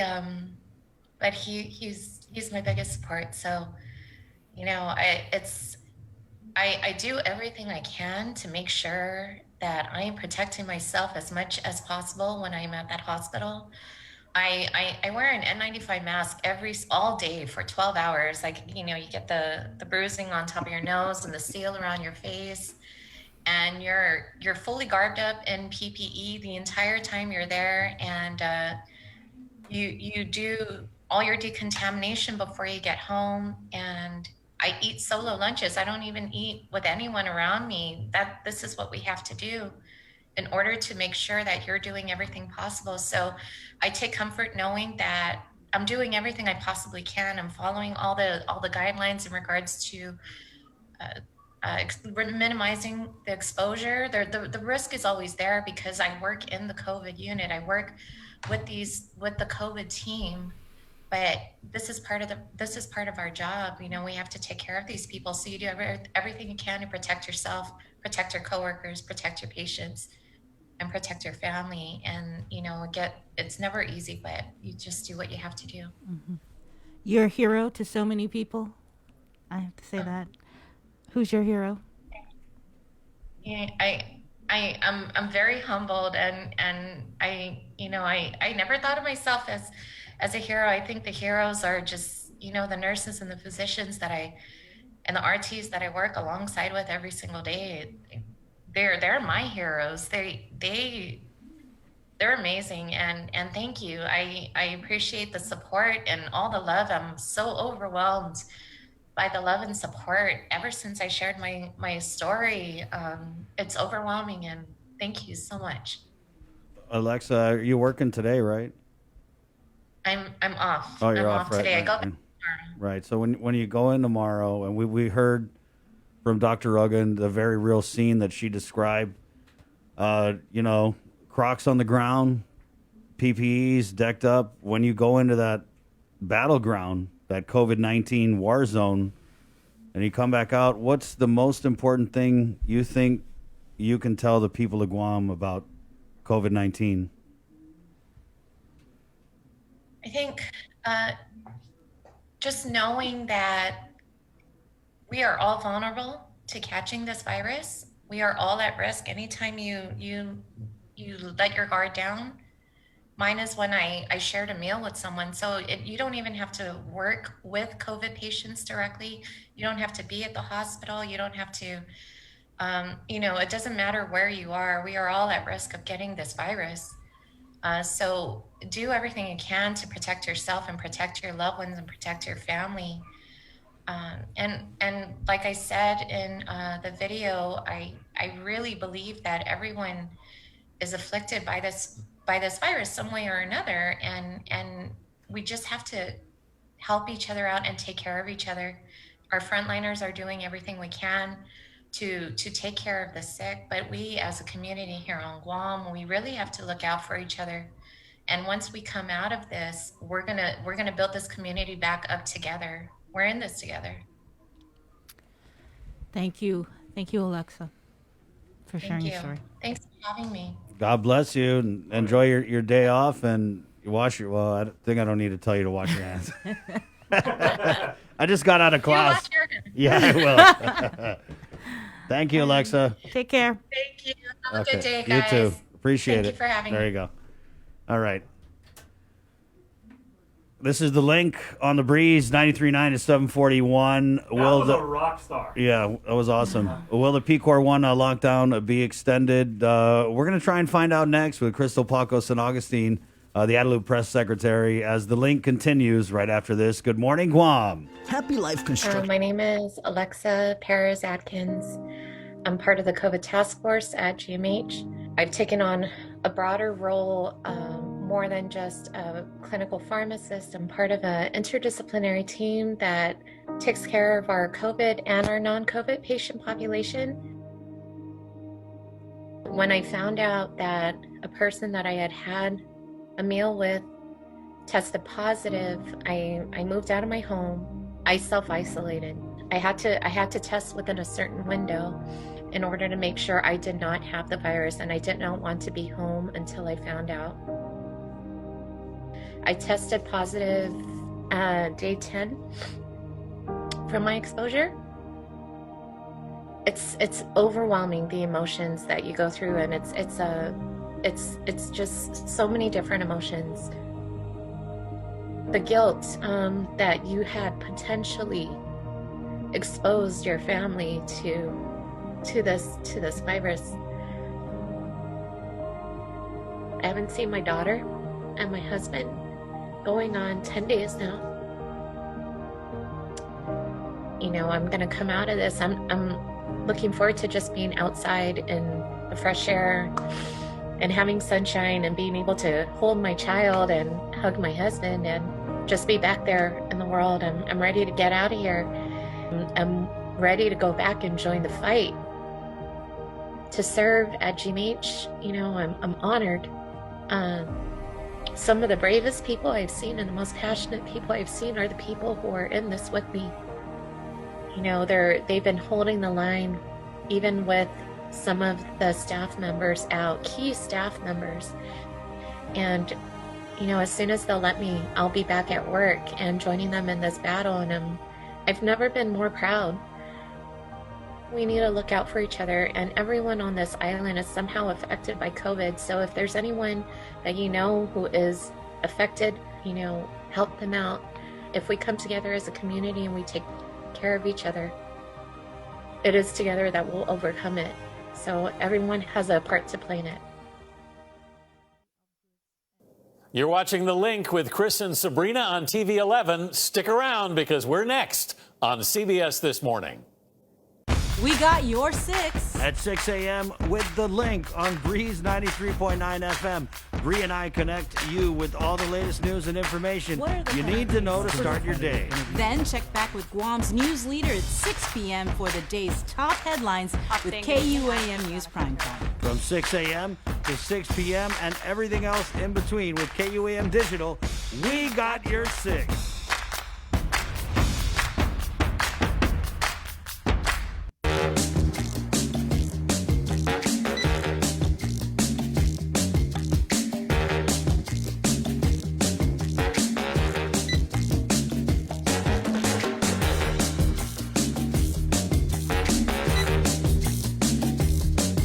Your life moves quickly, so you need a card that keeps up with you. Tap and go with our contactless debit cards. Just open a checking account at First Hawaiian Bank. GU Self-Storage, conveniently located near the Harmon McDonald's. We offer affordable rates, online payments, and auto bill pay for your convenience. Plus gate access daily from 6 a.m. to 9 p.m. Call us today at 648-7867 for more information. If you plan on leaving your house, don't forget your face mask.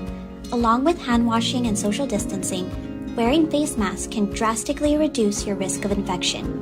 Many people who catch COVID-19 can be contagious before they even start showing symptoms. The more people who use face masks, the less the virus can be transmitted and fewer individuals are exposed. When we both wear face masks, I protect you, you protect me, and we are both safe. These are some of the signs that someone is thinking about suicide. Talking about wanting to die, excessive guilt or shame, and feeling like a burden to others. Feeling empty, hopeless, trapped, or having no reason to live. Feeling extremely sad, anxious, agitated, or full of rage with unbearable emotional or physical pain. Other signs include changing behavior such as making a plan or researching ways to die, withdrawing from friends or saying goodbye, giving away important items or making a will, taking dangerous risks such as driving extremely fast, displaying extreme mood swings, eating or sleeping more or less, and using drugs or alcohol more often. If you or someone you know is showing these warning signs, get help as soon as possible. Call Guam Behavioral Health and Wellness Center's crisis hotline at 647-8833 or 4. Blowing through trees, and when I hold you close, there's no better feeling. You're my boo, I'll do anything for you. Call me wherever, baby, I'll come running through. You know I love you, why do you doubt me, boo? Just give me one more chance, what must I do to you?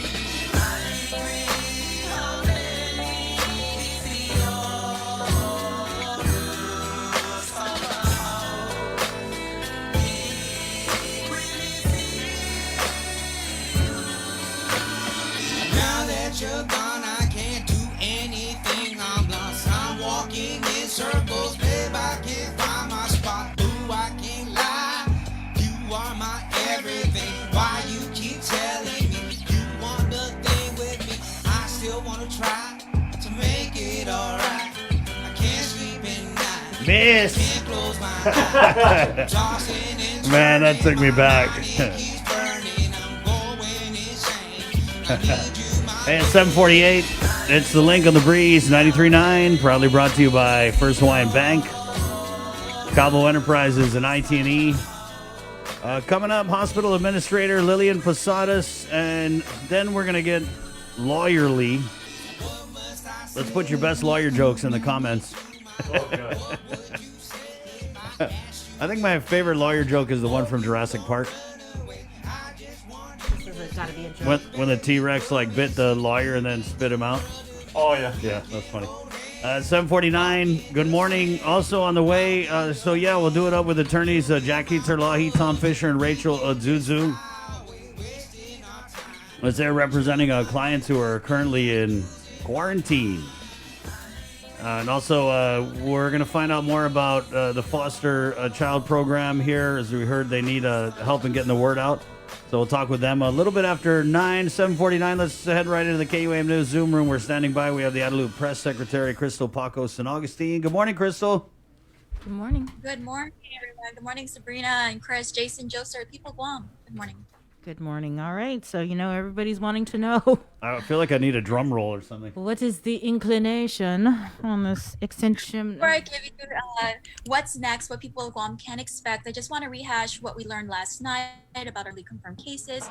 Last night, we had 47 new confirmed cases of coronavirus to date. That brings us to 2,013 total confirmed cases. And this is us, again, breaking another record we shouldn't be proud of, breaking that 2,000 mark. Yesterday, we also saw our 29th COVID-related fatality. So now that I've rehashed what we know what the updates were from yesterday, I know the people of Guam want to know how to plan their weekend, what's in store. So that existing executive order right now is set to expire at noon tomorrow. That's Friday at noon. But prior to that, Governor Leon Guerrero will be signing an executive order that extends the stay-at-home order another week. But this will be with modifications.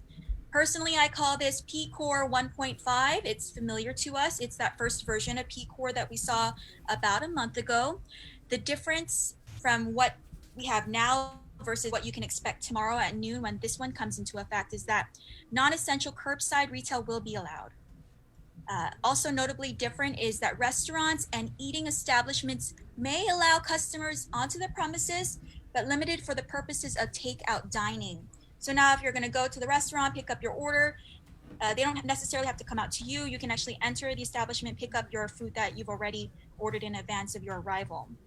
So again, all of this is subject, as always, to Department of Public Health and Social Services guidance. Again, I cannot stress enough to your listeners, to your viewers at home, that these modifications that I'm talking about do not take effect today, but they take effect tomorrow. That's Friday, September 18 at noon. And that's when the existing EO expires. Also, stay at home seems to be working to an extent. We're seeing a plateau, almost a tapering off of newly confirmed cases, but our hospital is still very, very overwhelmed. And I'm so glad that you're going to have our hospital administrator, Lillian, a little bit after me, so she can explain to you also what's the situation there. Thank you to Nurse Rose, and also to Dr. Perez for, informing the people of Guam and helping us. And thank you, KUAM, for giving us this platform to share these stories.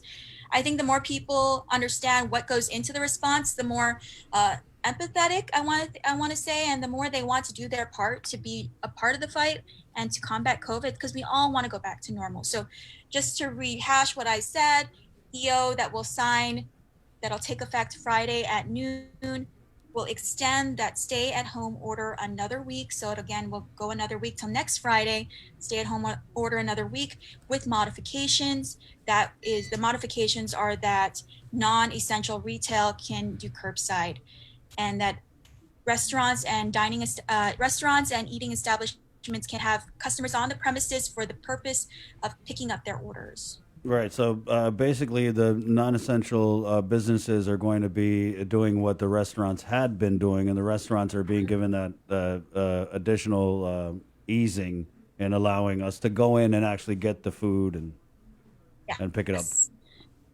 And from personal experience, I want to say that we're making these modifications, and I'm seeing we're making these modifications because of the kind of feedback we're getting. And so I manage the governor's social media. I get a lot of messages from residents who maybe need to buy shoes. They need to buy shoes and underwear for their kids. We're growing out of them. I mean, we've been on stay at home for about a month, and you can go to Kmart, but right now you cannot buy those items. I spoke to a woman at length about she wanted to buy an inflatable pool at Kmart because she needed the rehabilitation for COVID-19 and the stress that it was causing to her. And she spoke to me, she's like, can I get a doctor's clearance so I can go buy this at Kmart? And unfortunately, we couldn't allow that at the time. So this version of P-Core 1, this version of our stay-at-home order does allow for that. Also, we heard stories about people who wanted to buy work shoes and they couldn't. Maybe they worked in construction and they couldn't go to the store and buy work shoes. And so those are the stories we're hearing. This is what this version of the stay-at-home order, again, that will take effect tomorrow at noon, will encompass. And this is also always based on the data that we have on hand of what we know about how coronavirus spreads, where we're most vulnerable here on Guam, and that's our funerals, that's our social gatherings, and that's our congregate eating areas. And so as long as we're not eating together, we're not mourning together, and we're not drinking together, it seems like we're going to be okay. Again, the problem with coronavirus is that it takes a little bit, it takes about a 2-week lag before we see any of the effects of our policies that we've instituted. Having said that, then why would we do weekly lockdowns? Why wouldn't it just be 2 to 3 weeks? The governor always wants to assess. We want to be flexible about the policies we put in place. So if it's not working, we can pull back. If it's working, then we can push forward. So that's how I understand and why it's a week-to-week stay-at-home order. Everything with the prohibition on gatherings and all that will remain in place, Crystal? Yes. Those are the parts I mentioned. Those are the biggest changes, the most major changes to the existing executive order. So there are some like minor changes. Can you tell us anything about those? Not. I didn't see any much. I didn't see the latest version of the draft executive order. So P Core 1 remains in place. Continued stay-at-home order. That's the gist of it. Right. So pretty much like if we go to Kmart, they can sell everything. I haven't been to Kmart in a long time, but everything will be Neither have I. yeah. Yeah.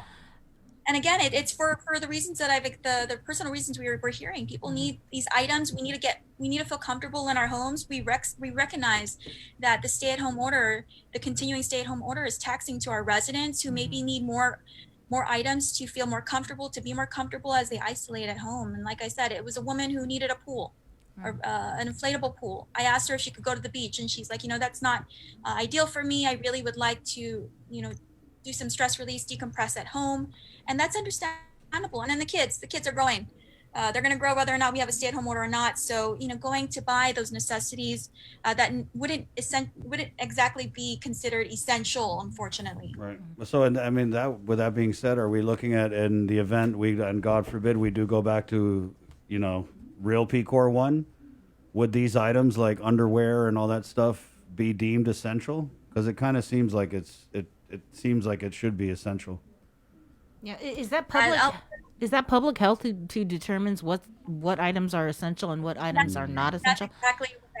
That's exactly what I was about to say. Is that's ultimately up to the Department of Public Health and Social Services. Okay. Will there be a press conference tomorrow or today regarding the new executive order? Not that I'm tracking. Okay. I'm hoping that my interview and then I'll be able to provide more information for you as soon as possible. Hopefully, we can get this executive order signed ASAP, and then I can disseminate that to you and the members of the media, so we can push out the news that we're still on stay-at-home orders. So, Crystal, just phone's blowing up now. Stores like Ross, non-essential, open for curbside only. Based on how I'm understanding the guidance, yes, but I would prefer to wait until I'm looking at my other computer to see the questions. I would defer to public health's guidance, which will be forthcoming. And what about barbershops, hair salons, nail salons? I don't really want a haircut. No, unfortunately, there will be no changes to getting your haircut or your dog getting a haircut.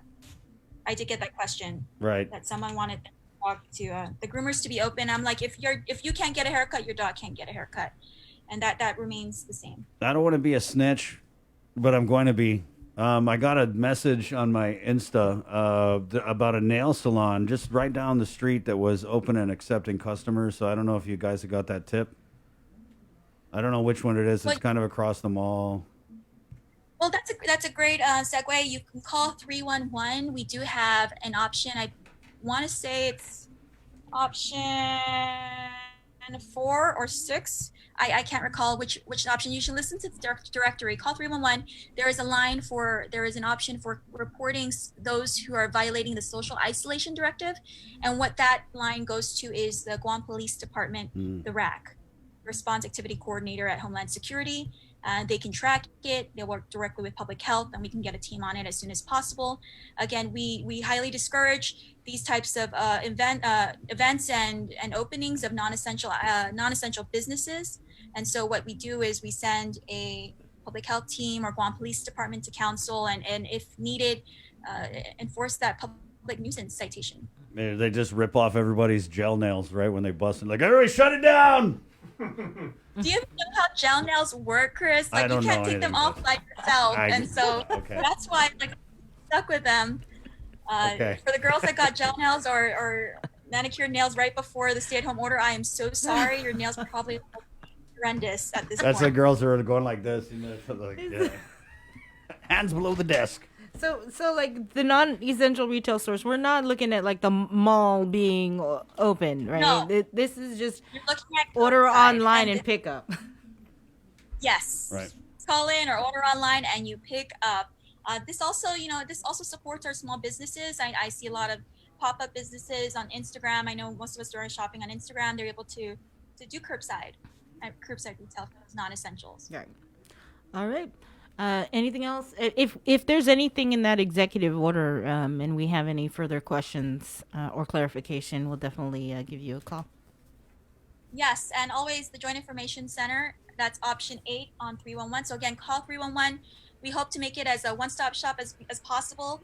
One is the nurse triage. So if you need a call, if you need medical assistance or you need some guidance, call Nurse Rose and her team. They're fantastic. Obviously, you already got schooled by them this morning.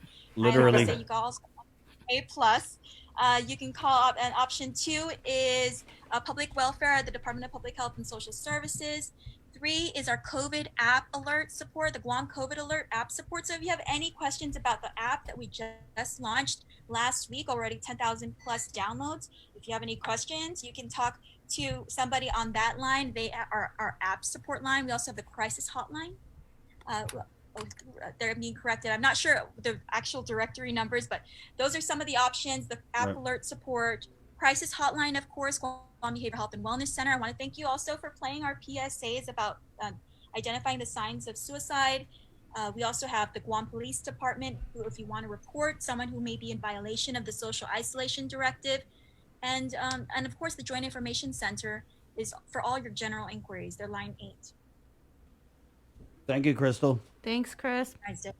And thanks again for giving our first responders and our healthcare heroes platform on Thursdays. Thank you for having me at this time, right after that, Nurse Rose and Dr. Perez. All right. Sure thing, Chris. All right, Chris, stay safe. Wash your hands, wear your mask. Okay. Okay, See you. bye, Chris. Bye. 801, we're KUAM FM in Agotni, Guam. To our viewers on KUAM TV, thank you guys so much for watching. We hope you enjoyed our master class performed by Nurse Rose on how to properly wear a mask. I got to say, I learned something. Learned a lot from watching that video, and we're gonna put that up, Jay, all over. I was just about to say, you guys were like, Jace, make sure that goes everywhere. It's like, you don't have to tell me twice. I was already had that in my mind. We are gonna put that everywhere. Please share it with your friends, share it with your social networks, encourage people. I mean, yeah, it's funny in parts, but there is a lot of information, probably a lot of stuff that you didn't even consider, because everyone's like, okay, well, wearing a mask, that's really easy. Rose like really broke down some stuff that we never considered. You know, you were doing that thing when she said, fit the mask for your nose, and you're like, oh, I saw it, on your face, and you're like, wow, this actually feels better, and I feel like more secure. So you're wearing yours upside down, but I remember, Chris, mine's good. You used to wear yours one of you guys used to wear yours inside out. Yeah, I did. Yeah. So no, you had yours inside out. I had mine upside down. But okay, I wanted to touch on something that Crystal said real quick, because we had Dr. Felix Cabrera from the Physicians Advisory Group, and when he got his MD, he specialized in medical technology, and he told us right before the Guam COVID Alert app came out that he goes, oh, maybe like in the future to get into Ross or something like that, the app might be required. And he said so like kind of just he was riffing. It's going to be interesting to see if that actually might prove to be true, where some businesses might say, hey, if you're you might have to actually be using some sort of technology so we can just verify that, you're sharing your information just so that we feel better for our own employees. I don't know if that I don't think you can force somebody to do that. Yeah, no, I just thought that was interesting. In order to come in, you got to make sure you have Facebook downloaded or KUAM News. But anyway, just to go over let me just move on over here. We're KUAM FM Agotni, Guam. It's The Breeze 93.9. To our viewers on KUAM TV, thank you guys. Let's jump over to The Breeze on the radio, the good old-fashioned way. There's also an audio stream, Docomo Channel 10. We're streaming at KUAM.com and all the way live on our KUAM News Facebook page. So we'll see you, KUAM TV. Hi.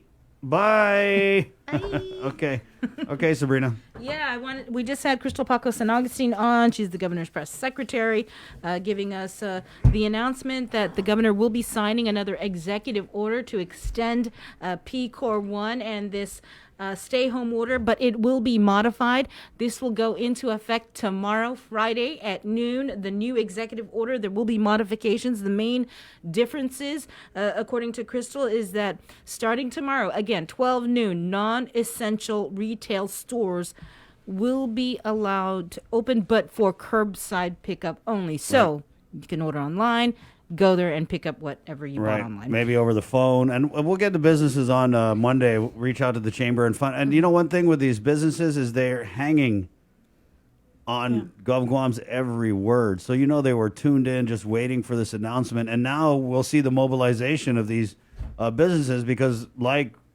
us, they're just waiting. And we get this, announcement a day before the lockdown's supposed to end. So now all the businesses are going to have to stand up their marketing, right? They're going to have to put out their stuff. Hey, give us a call, 637-KUM. We'll help you get the word out, that's for sure. Also, restaurants. Right. Crystal was mentioning that they will be open for you to go inside. If you order takeout, you can go in and you could pick it up and bring it home. There's no dine-in. Right. It's just takeout. You go in, pick up your food, and leave. I kind of feel like a boss, though, with the curbside. I mean, because you call in and you're like, hey, yeah, I'll be there in a minute. I'm driving this and this. And then you sit up and they come out and it's just like. I'm more of a grab-and-go kind of girl. Right, yeah. So that's what's going to happen. Let's run to the comments here and kind of look at what you guys are saying about this. We'll start with J.S. Bloss. Lockdown is a joke. Robert Tenorio, shut down everything for 1 week, but essential. David Kiddichai, I see people playing tennis. That's exercise. Are they playing with masks? Yeah, I don't know. Kia Keeks, it's not a stay-at-home order because there are so many people out and about. I think there should be a much stricter implementation in place. JD Cruz, oh, look at this one. You don't see the cases up because you're only testing little or limited amount. T. Edward Collins, Kwangwa never closed, essential. And we covered this with the furniture stores. If they sell like beds, mattresses, things for school, I want to say. There's never really a So that's kind of like a gray area of what's essential. And that's why, because I was getting a lot of messages about Kwangwa, and that's what we were told was that. Can I pick up a futon? Right. A futon is essential. A place to sleep is probably essential. Yet underwear is not. Have you seen my boxer collection? You want to tell me what's essential? Mercifully, no. Well, okay. Did you guys see this comment from our guy, Glenn? Glenn, good morning. We appreciate you. Glenn Lujan. He goes, very much waiting to exhale, just like the movie. Nice reference.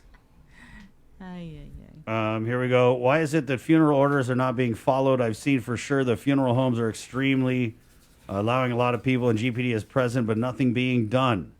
Just saying rules are rules, right? Jay Duan chimes in, looking good is feeling good, which is essential for salons. Okay. Gilda Tove is the opening of those essential areas I'm understanding is for getting things for you to get and use and do to stay home. Food, clothing, and shelter for the lockdown. All right, well, there you go. Yep. Again, P-Core 1 will be extended. That executive order will be signed tomorrow. It goes into effect 12 noon. P-Core 1, a stay-at-home order in effect for 1 more week. So we're going into week 5.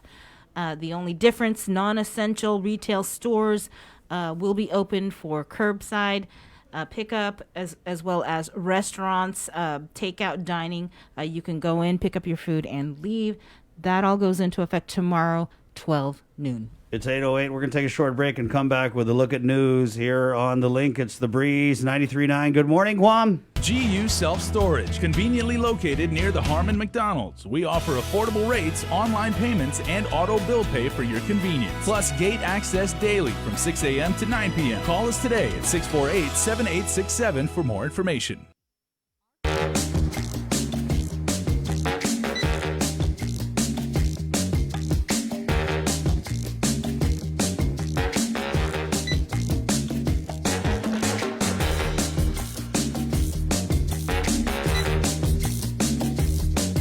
Your life moves quickly, so you need a card that keeps up with you. Tap and go with our contactless debit cards. Just open a checking account at First Hawaiian Bank. Hafa Day, my name is Zena Cruz Vecina, a registered nurse with the Department of Public Health and Social Services. COVID-19 continues to be a very real threat to Guam. Wearing an appropriate cloth face covering in public is a simple and important way you can protect yourself and others on our island. During a pandemic, no single action will stop the spread of the virus. Wash your hands often with soap and water and stay 6 feet away from others. Prevention saves lives. For more information, please call 311 or check out our website at www.gov.ph www.dphss.guam.gov. We have the power to improve the schools our kids learn in, the roads we drive on, the health care we receive, and the opportunities for more jobs.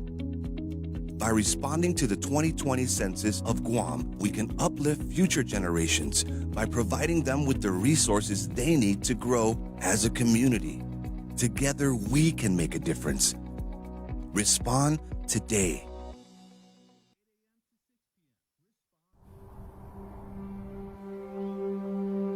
When the world feels stuck at home, there are people who would love nothing more than to have a home. Disasters don't stop during a pandemic. Together, we continue to give help and hope to those in need. Help now at redcross.org. These are some of the signs that someone is thinking about suicide. Talking about wanting to die, excessive guilt or shame, and feeling like a burden to others. Feeling empty, hopeless, trapped, or having no reason to live. Feeling extremely sad, anxious, agitated, or full of rage with unbearable emotional or physical pain. Other signs include changing behavior, such as making a plan or researching ways to die, withdrawing from friends or saying goodbye, giving away important items or making a will, taking dangerous risks such as driving extremely fast, displaying extreme mood swings, eating or sleeping more or less, and using drugs or alcohol more often. If you or someone you know is showing these warning signs, get help as soon as possible. Call Guam Behavioral Health and Wellness Center's crisis hotline at 647-8833 or 4.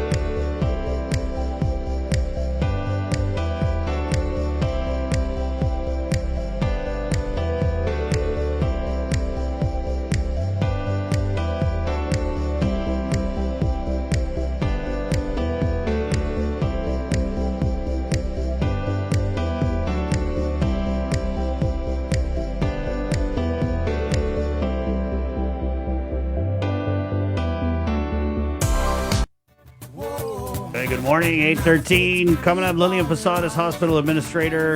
That's again the news from Adelup Press Secretary Crystal Paco San Augustine. What does she call it? PCOR 1.5. Yes. Modifications.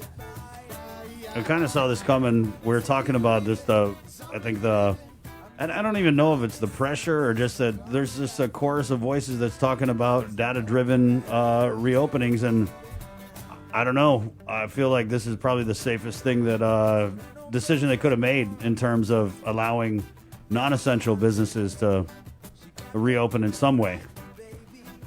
And so, yeah, effective tomorrow, this new PCOR 1 modification stay-at-home order extension kicks in tomorrow, 12 noon, Friday, September 18th. The big difference, as Crystal Paco San Augustine said, is that non-essential retail stores will be open, but for curbside pickup. Restaurants will be open, but for takeout only. Again, that's tomorrow. The stay-home order, PCOR 1, will be extended for one more week. Right. We had a comment here on the Facebook Live, and this is something we covered a little bit with the Postmaster General interview we did. Chris comments in, by mandating what people can and cannot buy, it encourages residents to purchase items online at Amazon and all the other websites This is lost revenue for Guam and also reduced employment. And yeah, that's why the mail is because everyone's going online shopping, and it is kind of sad to see all that money flying out of our island. But I'm not sure. I mean, I feel like the trend has always been towards online shopping, which is why the senators wanted to try and tax it. Jay? Yeah. Well, I mean, we have an interesting segment coming up. And in case you guys are wondering, you to actually ask Crystal if there would be a press conference either today or tomorrow, and they said they have not committed to one as of yet. Right. She's not tracking. She's not tracking it, bro. You got to use the terminologies, dude. So for those of you, and there are many on our island community, who live for these, mid-afternoon, press conferences, because you guys love to, get in the comment stream and just, go hog wild and everything like that. Stay frosty, because it may happen. Go hog wild. I like that, Jay. Yeah. Well, we do have something interesting for you. I still want to ask the question I was trying to ask like 2 weeks ago. Well, we can possibly re-cue your... wear the same shirt, and then we'll just... Right on. You can go and zoom and play the video file. Okay. We got something interesting for you guys now, because a couple days ago, Adriana Cotero got to interview several of the administrators from the various different levels of education over at Harvest Christian Academy, because they collectively penned a op-ed, an editorial in which they said that, they believe as education professionals that what is currently going on with online education is insufficient. And they basically, they literally said, we may be trying to teach our students in the modified way that the world goes right now, but this is not school. I know this is something that you're very, very passionate about, because as a parent, you said it's really wearing on you to have to follow up with all of the assignments and the load and everything like that. And then on your son, it's having an effect on him. So what the Harvest folks did is, and they're even saying, they're like, we're not trying to strong arm the governor, and we're not trying to influence DOE or the other private schools to say, let's all, rally behind us. They're just saying, when it is time, we need to go back to face. And it's an interesting argument to be made.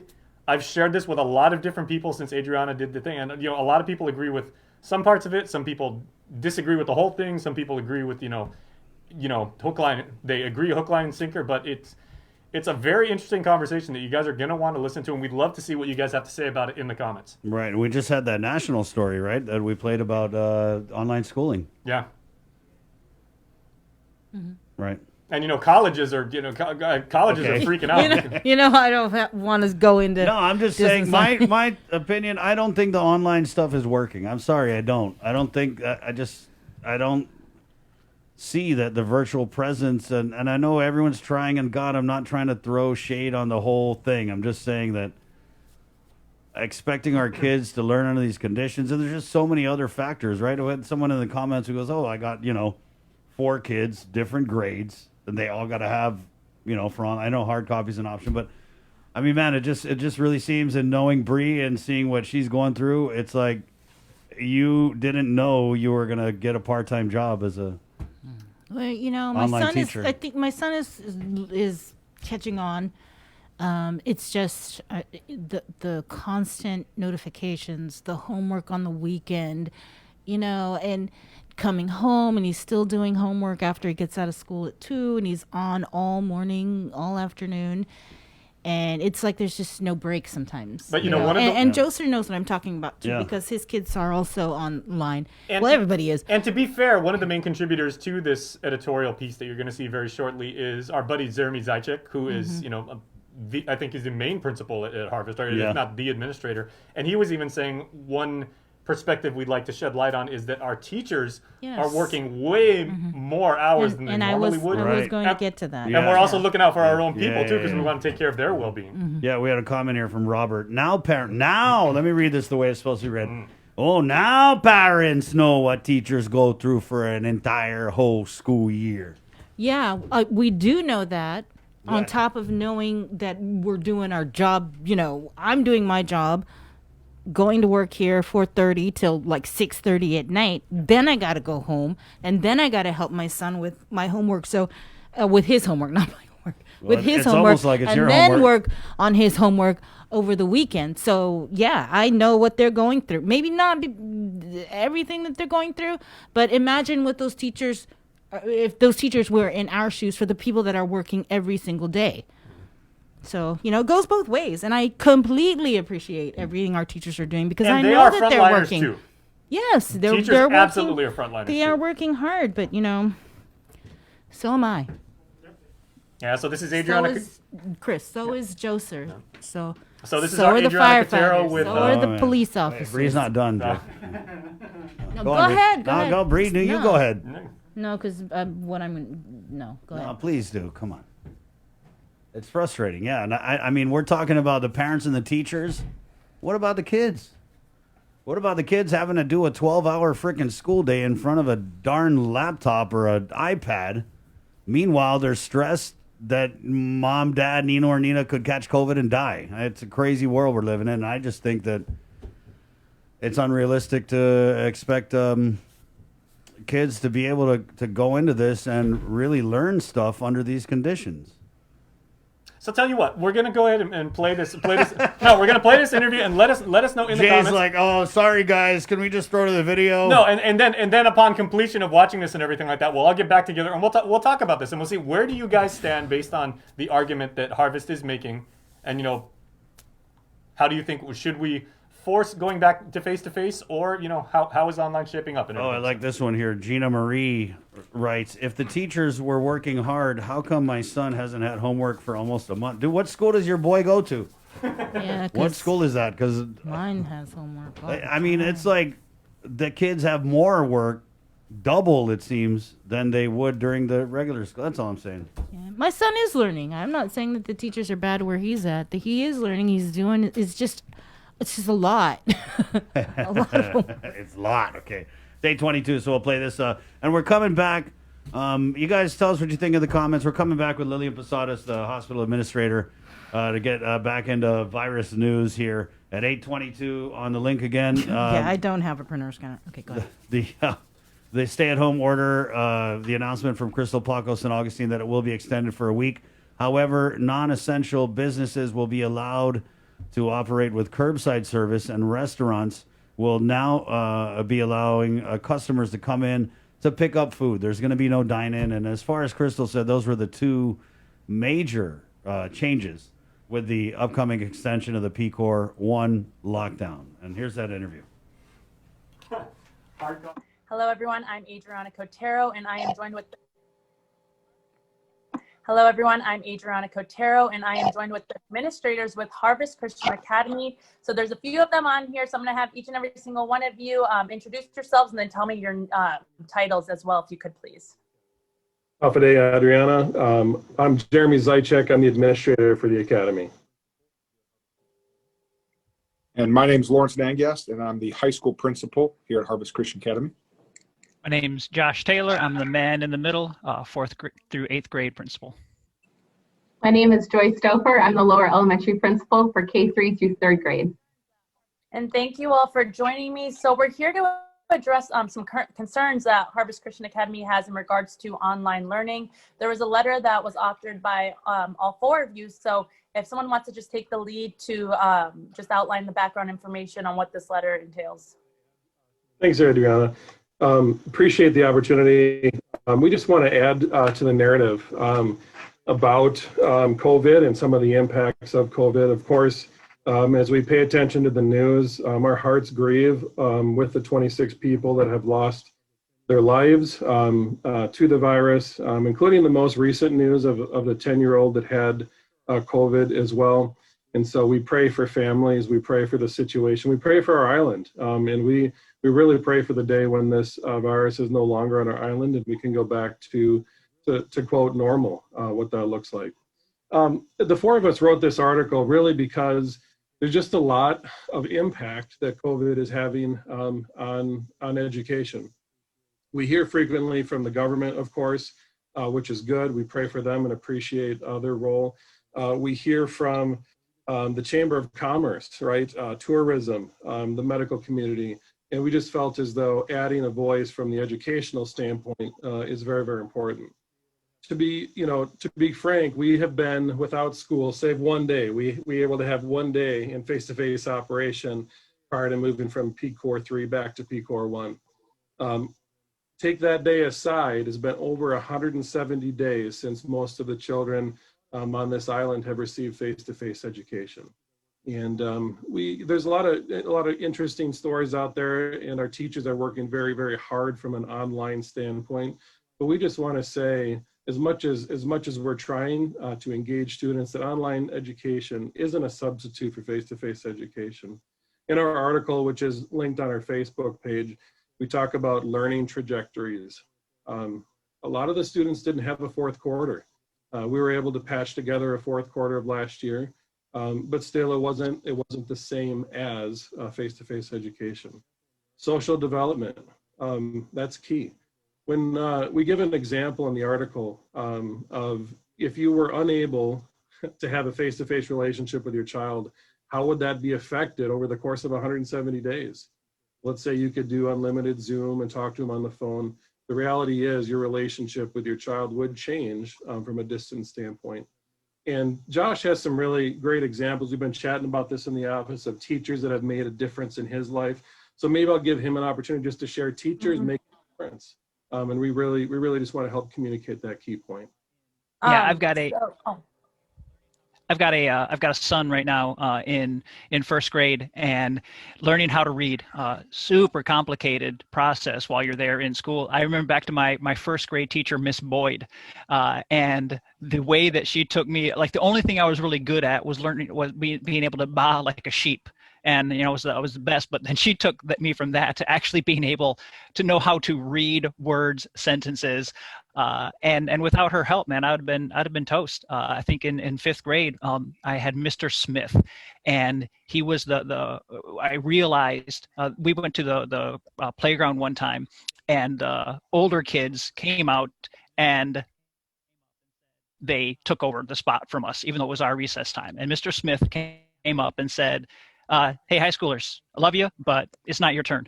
And I was like, man, my teacher taking care of us. I think in geometry, good old proofs and theorems, I was as lost as could be with that. And Mrs. Seidel was the teacher that I had who turned my frustration into success. And like geometry is my favorite math that I've ever had. And it was because of her. It had nothing to do with me enjoying theorems and proofs. It had the fact that she taught me how to be successful with it and that I could accomplish it. My senior year, everyone's talking about college and what are you going to do? And I'm like, I have no clue at all. But Mrs. Hageman, my lit teacher, has been amazing. Even though she put me like in 12 different spots in the classroom because I would never stop talking, she also never stopped teaching and pointing me towards truth. And when I got to my freshman year of college and you had to declare a major, I'm like, oh, I can't believe I'm doing this. But Mrs. Hageman, I'm going into education, and how the Lord then directed that, and I've been doing it for the last 19 years, and that's just a handful of the teachers that I would not have been set up for the position where I'm in now if it weren't for those teachers being able to be available to me before class, after class, during class, at my basketball games, coming and seeing them in the stands, even though Mrs. Hageman was always grading papers in the stands while she would come to our basketball games, she was still there. So it's just the difference they made.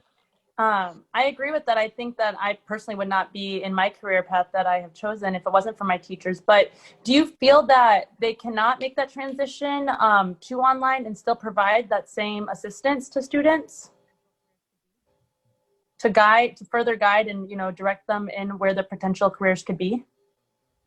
That's a great question. Well, Josh, you answer that, but maybe even Dr. Joy can contribute from an elementary standpoint, and then Lawrence from high school, because the challenges are going to be vastly different in those different ages. Sure.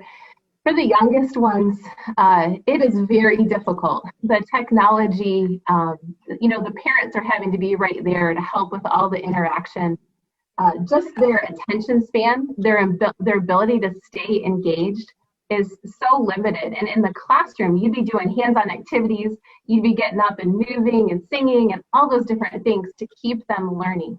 So the teachers are doing a great job. I'm so impressed every time I watch what they're doing to build the relationship, but the impact is definitely there. It is so much more difficult. even as Josh was saying, on the academic side, the social side, having somebody right next to you to help you makes all the difference in the world. Mm-hmm. Definitely. So you feel that this voice for education hasn't really been heard on the government level then, and that's what you guys are essentially doing with this letter. Have you guys received any word? I think it's PCOR 3, right? Whenever schools could actually ever enter face-to-face. So is there any word that we're not going to be in PCOR 3 for a while? Is that what's kind of leading up to this this letter that you guys wrote?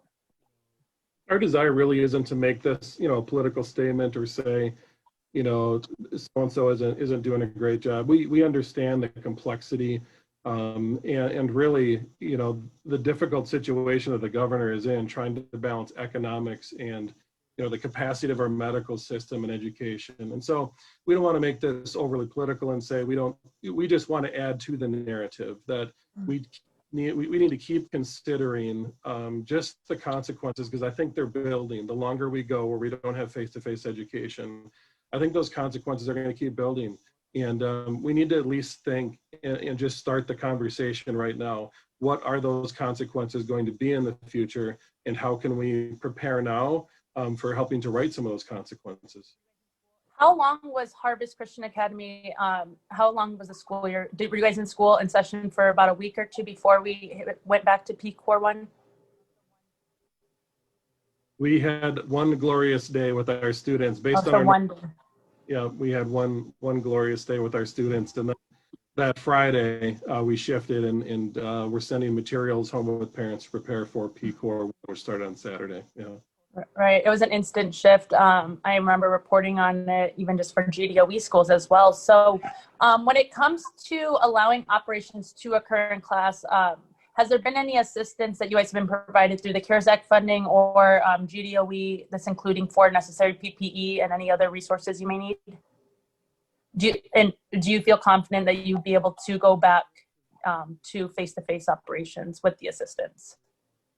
Yeah, Lawrence has been really a key instrument in those conversations. I'll let him chime in there. Sure.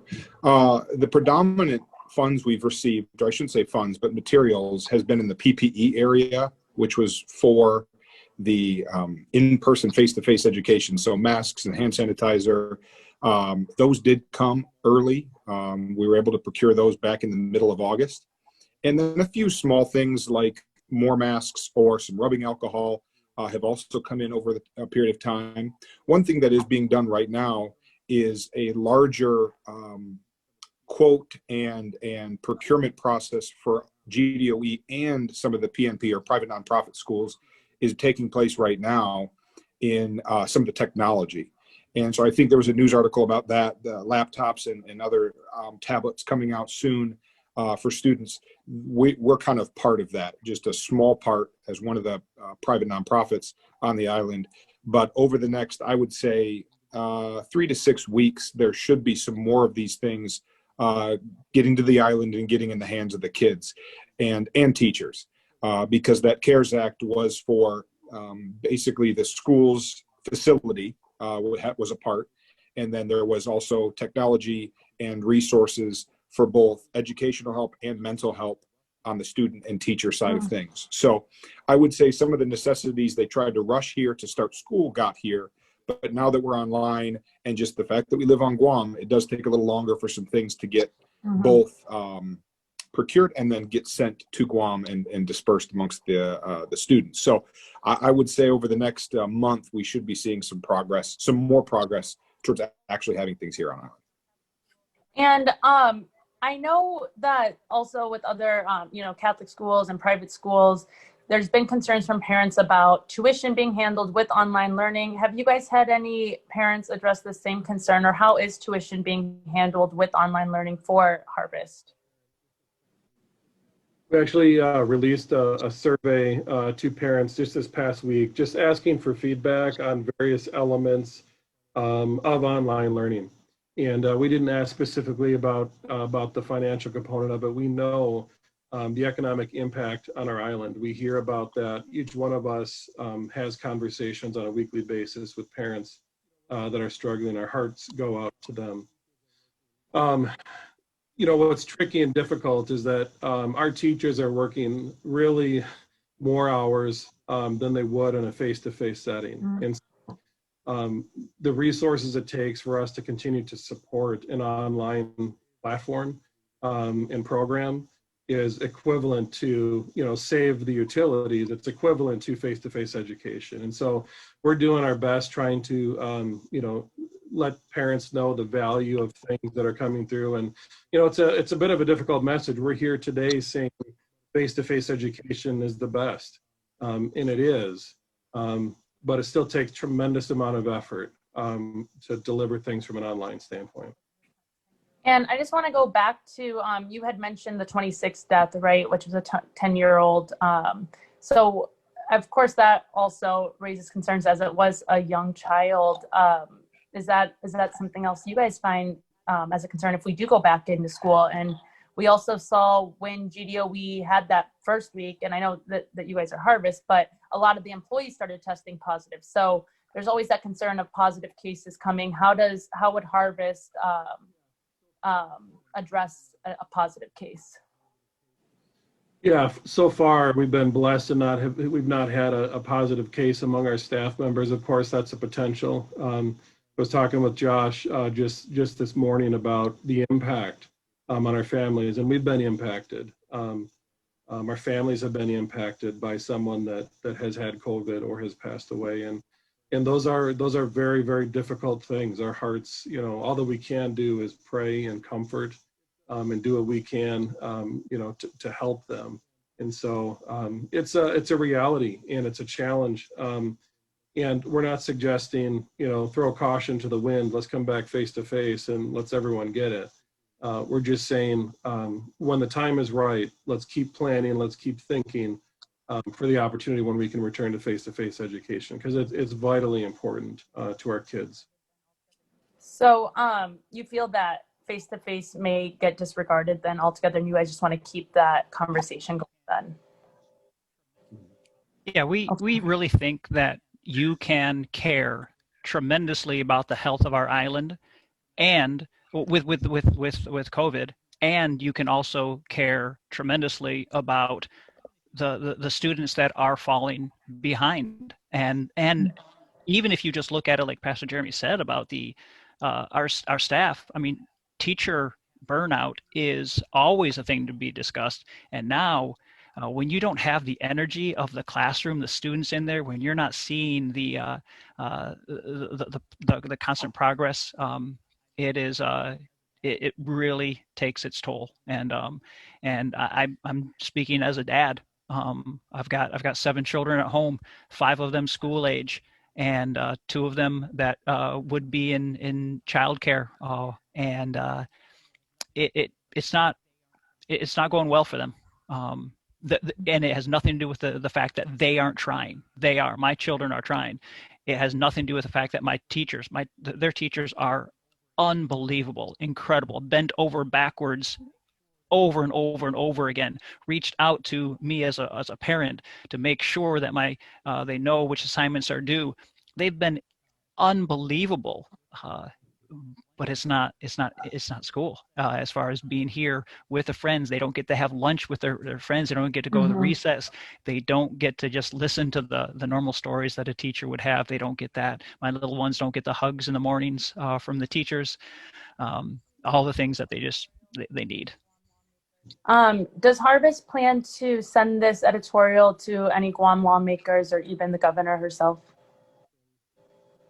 We have been in touch with the governor multiple times through conversations, and she knows that our desire is to return to face-to-face education. One of the reasons we want to put this editorial out is we feel as though it will take some time. It's not going to happen overnight, but we need this voice to kind of grow. And so, yeah, we, of course, as we send this out to our parents, we want to know what they're thinking about it. We've already received some really good feedback. Hey, thanks for doing this. And so when the time is right, we hope this all just comes down to just an opportunity to return to face-to-face education. Okay. All right. Well, thank you all for joining me. Is there anything else anyone would like to add? We're praying for our island. We're praying for our students. Thank you. Appreciate it. Okay, perfect. All right, thank you. Adriana Cotero, our education reporter for the KUAM news team at 8:39. We now go to Sabrina Salas-Matanani, who has breaking news here on the link. It's The Breeze 93.9. Sabrina? We just received information from the Joint Information Center that Guam just recorded its 30th COVID-19 related fatality. It occurred at the Guam Memorial Hospital at approximately 1:37 this morning. The patient was a 72-year-old man who had underlying health conditions. He had tested positive for COVID-19 upon arrival to the Guam Regional Medical City on September 15th, and he was transferred to GMH the following day. Again, Guam recorded its 30th COVID-related fatality. He was a 72-year-old man with underlying health conditions. Governor Leon Guerrero commenting, "No words can ever heal the pain from losing a loved one. Throughout this pandemic, we have had to do our part to keep each other safe. If we become complacent, if we falter in our resolve, the price of this virus will be higher than we can ever pray." This latest casualty follows another one yesterday, which was the 29th, a 65-year-old woman who had passed away early yesterday morning. She was pronounced dead on arrival at GRMC. She, too, had underlying health conditions and was swabbed upon arriving, and the results came back positive. And again, that was the 29th, but we just heard the 30th COVID-related fatality occurring this morning at GMH, a 72-year-old man. That and also the Adeleu Press Secretary Crystal Paco San Augustine came on and said the governor's PCOR 1 stay-at-home order will be extended another week. That it goes into effect tomorrow, 12 noon.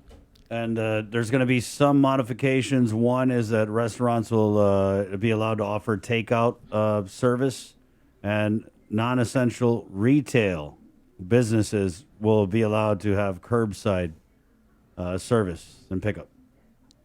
Again, 12 noon tomorrow. Once we get a copy of the new executive order, when it is signed, we will post that online. And we're scheduled with Lillian Posadas, the hospital administrator, next. We also have a bunch of attorneys are suing over the quarantine coming up, and we'll find out how you can help with foster kids on Guam.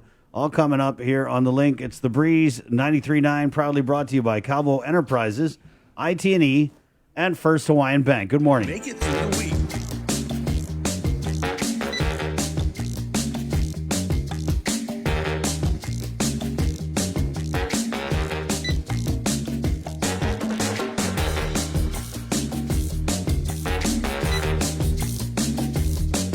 Your life moves quickly, so you need a card that keeps up with you. Tap and go with our contactless debit cards. Just open a checking account at First Hawaiian Bank. GU Self-Storage, conveniently located near the Harmon McDonald's. We offer affordable rates, online payments, and auto bill pay for your convenience. Plus gate access daily from 6 a.m. to 9 p.m. Call us today at 648-7867 for more information. Small businesses are an important foundation in our island's growing economy. They provide essential goods and services to our community while preserving local traditions and creating new job opportunities. Your responses to the 2020 Census of Guam will help small businesses receive the information they need to thrive for years to come. Respond today. Together, we can make a difference. Hafa Day, my name is Zina Cruz Vecina, a registered nurse with the Department of Public Health and Social Services. COVID-19 continues to be a very real threat to Guam. Wearing an appropriate cloth face covering in public is a simple and important way you can protect yourself and others on our island. During a pandemic, no single action will stop the spread of the virus. Wash your hands often with soap and water, and stay 6 feet away from others. Prevention saves lives. For more information, please call 311 or check out our website at www.dphss.guam.gov. If you plan on leaving your house, don't forget your face mask. Along with hand washing and social distancing, wearing face masks can drastically reduce your risk of infection. Many people who catch COVID-19 can be contagious before they even start showing symptoms. The more people who use face masks, the less the virus can be transmitted and fewer individuals are exposed. When we both wear face masks, I protect you, you protect me, and we are both safe.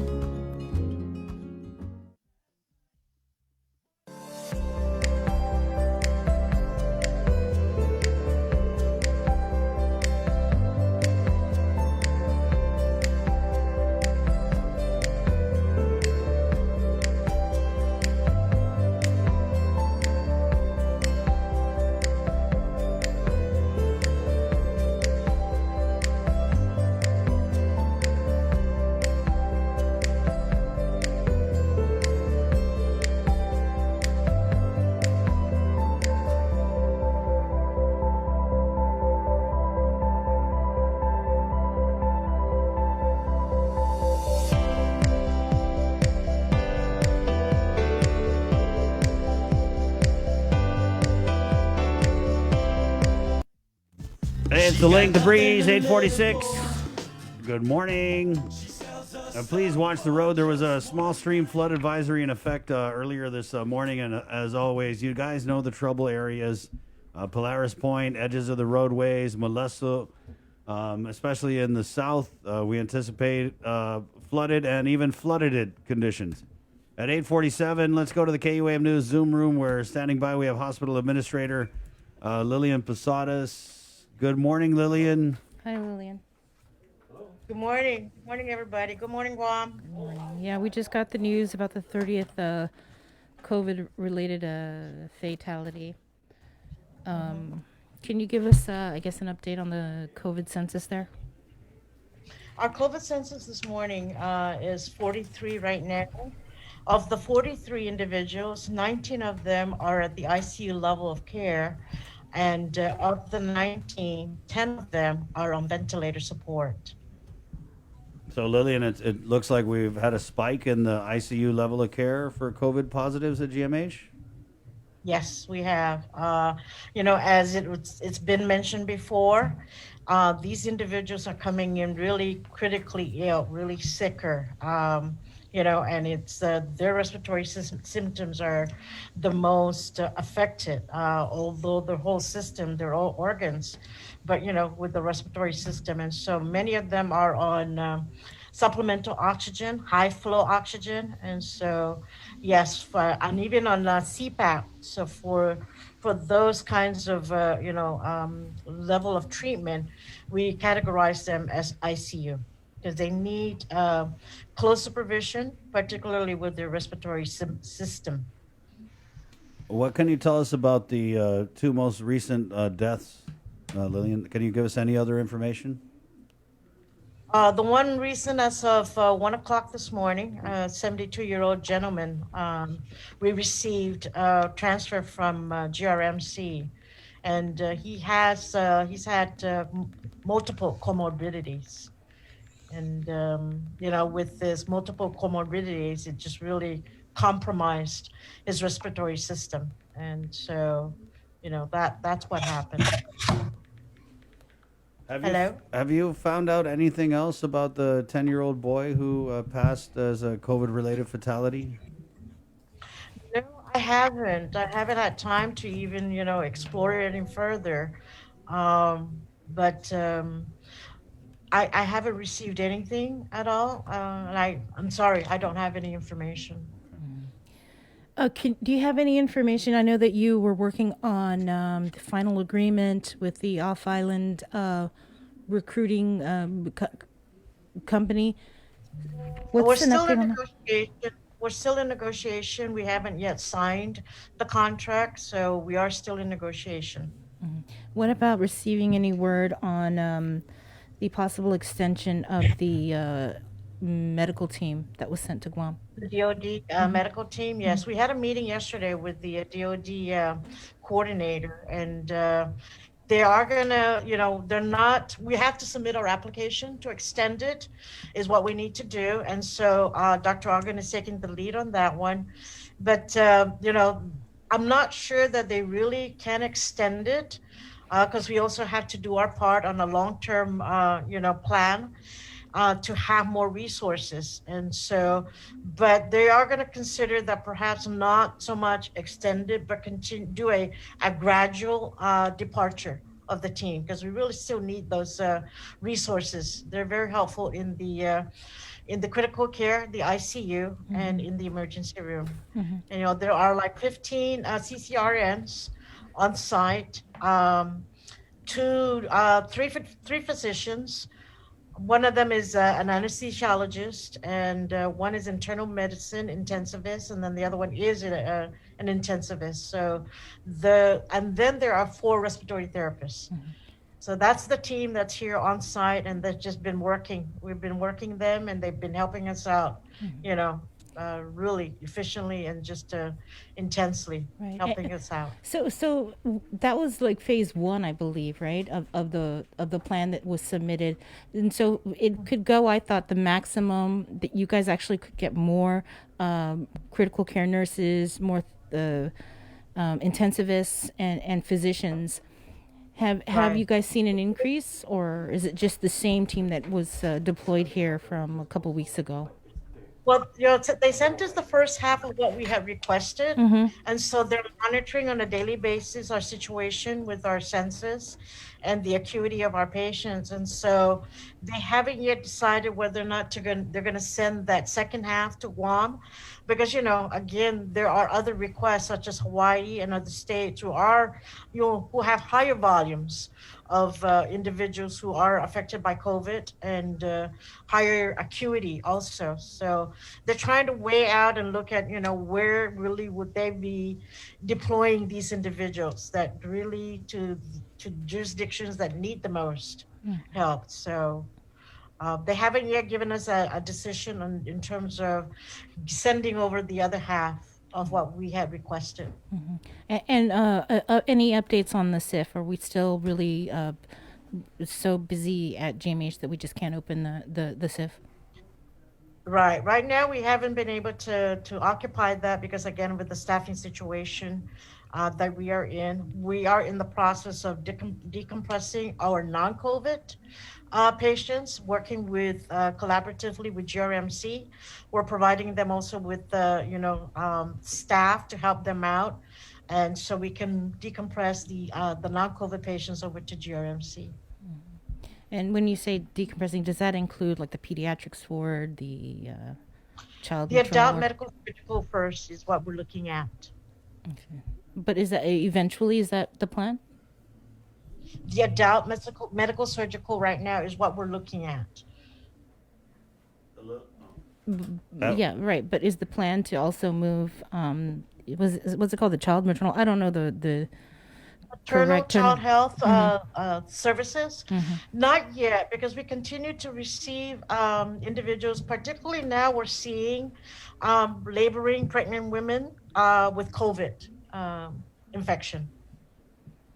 Are you seeing a lot of women? Not a lot, but we're seeing, it's increasing. 1, 2 come in. And so with the COVID infection, we have to find a place to keep them isolated. And so their newborn, fortunately, are, negative. The tests come out negative. So it's a good sign, perhaps, hopefully. Have any more staff at the hospital tested positive for the virus since we last spoke? Okay, well, about 2 more staff, and those who have been infected have been coming back. As of a couple of days, I think we have 8 RNs still out recovering. Have you had any newborns that have tested positive for COVID? No, knock on wood, unfortunately, and thank God we haven't. Do you have the space? How would you separate though if there was a newborn that was born with COVID? Separated in the nursery, we keep them isolated. We put into effect the isolation, measures, and keep the infant separated until we get the results. I see. They're considered PUI, because they're delivered from mothers who are COVID positive, and so they're considered PUI. But at the same time, we protect all the other infants by keeping them segregated and isolated in a specific area, and fortunately, thank God that these newborns are small, so they don't occupy a whole lot of space. Okay. All right. Thanks. Anything else? I wanted to ask about the morgue capacity. So, and it wasn't clear, Lillian, when we last spoke, there's that morgue, the container Right. morgue at the ME. You had said that was being used for. Could you just bring me up to speed? Is it being used, and is it being used for COVID corpses? We're using them for both COVID and non-COVID because remember these human remains are basically they're not aerating anymore. So it's not they don't have that. There's that risk of an airborne transmission has been pretty much I guess ended. But we do contain them in the I guess cadaver bags or we keep them separate. Right. But we are using it for both combination of COVID and non-COVID because our morgues have been full, and if the funeral homes are not available to pick up the bodies for proper burial services, then we have to use the reefer. We use the reefer. Do you need another reefer? No, because that has a capacity of I think 20 shelves. It can accommodate 20 expired bodies. Right now, there are 7 in that reefer. Because the morgue is full. The morgue is full. Yes, correct. Anything else, Lillian? No, ma'am. We continue the fight. We continue this battle, and so please, everybody, continue to exercise the precautions that I know we keep repeating it, but we have to keep repeating it. We have to keep reminding each other. Right. So everybody stay safe. You too, Lillian. Thanks, Lillian. Okay. Thank you too. Thank All you. right, take All care. right, Bye. 8:58. Let's keep it going to the KUAM News Zoom room. I told you guys to get your lawyer jokes ready. JK. Jackie's like, I didn't sign up for this. Let's go. 2 of the 3 left. Right. So we have in our KUAM News Zoom room, we have attorney Jackie Terlahi, attorney Tom Fisher, and attorney Rachel Zuzu here. All 3 of them have something in common, and it's not that they're all attorneys. They're representing clients who are currently in what we like to refer to as quarantine jail, for lack of a better term. So I guess we'll just, good morning, first of all. Good morning. Morning. Morning. So I got Morning. three lawyers walk into a Zoom call, and I get Jackie. We'll just start with you, right? Because we had Rachel on, and we know that Mr. Egros's case was heard Friday. The judge had made what I thought was a pretty eye-opening ruling. Bring us up to speed, Jackie. Have you filed something already, and what did you file? Yes, I represent Marcus Lang. Mr. Marcus Lang was on your show a couple of days ago, and essentially he is being held against his will at the Westin Resort. Not bad digs for, a prison cell, but not basically comporting with our constitutional requirements. So currently he is residing there. He's been there now about 10 days since September 8th, and he's essentially been asking for some help. You saw him, he appeared on your radio show. I think he gave some interviews with a couple of other media outlets. And basically he told them, hey, can someone help me out? I don't even know why I'm here. And if someone can explain to me why it is that the Westin is charging me on a daily basis to be here when I have a home down in Assen. He is a resident of Guam. He is not military personnel. He's not subject to their authority. And so essentially what we've been told at this point, according to the complaint, all right, and this is what I'm speaking about is what he's alleged in his complaint, is that we reached out to the Department of Navy and we were informed that we need the permission of the respondent, who is Department of Public Health, and the Office of Guam Military Buildup to release him due to the quarantine that is being imposed on everyone. So essentially what we're doing is we're asking the court to let him go. We're not asking the court to allow people to run rampant on this island with COVID-19. We understand that there is a need for restriction. Mr. Lang wants to simply go home to his wife, who is serving the community. She's a doctor, she's a physician, and she's treating COVID-19 patients. So he'd like to be at home with his wife and to finish his quarantine at home. But he's not being allowed to do that, and he's being compelled to pay for a mandatory quarantine that he never consented to. So that's essentially it. Well, that's a lot. Yeah. Yeah, definitely a lot. I agree. So it's a lot for the court to have to deal with, but I think it's extremely important that people who find themselves in this kind of situation speak up.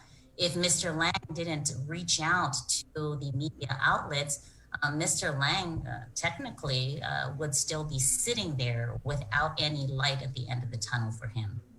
Did he ever have an opportunity to hear back from Vera Tapasnia from the Guam Buildup Office? Any update on why he is there and not over at the Doucet Outrigger? That seems to be the million-dollar question for these entities. So I think everyone's trying to figure that out. There has been no status update that has been provided to me as far as today. Right. We'll take it over to Attorney Tom Fisher now. Tom? Good morning. Good morning. Thanks for joining us. What can you tell us about who you're representing? Well, I don't feel at liberty to actually divulge the name at this point, but the issues, I think, across the board are very similar. We are trying, each and all of us are trying to get the government of Guam to act within the parameters of the quarantine that they themselves have established. Right now, you could hear from Jackie and her client, there's a frustration since the rules seem to change. What day is it? And we'll tell you what rules are to be applied. We started, Rachel and I started, I guess, about 2 or 3 weeks ago with a young man who was in quarantine and came to Guam wanting to attend a funeral, tested negative, followed all the rules and regulations that the Department of Public Health and Social Services had established. He had a right and should have been released days prior to when he actually was. And the whole issue there was just to get the government to obey the rules and regulations that they themselves have established.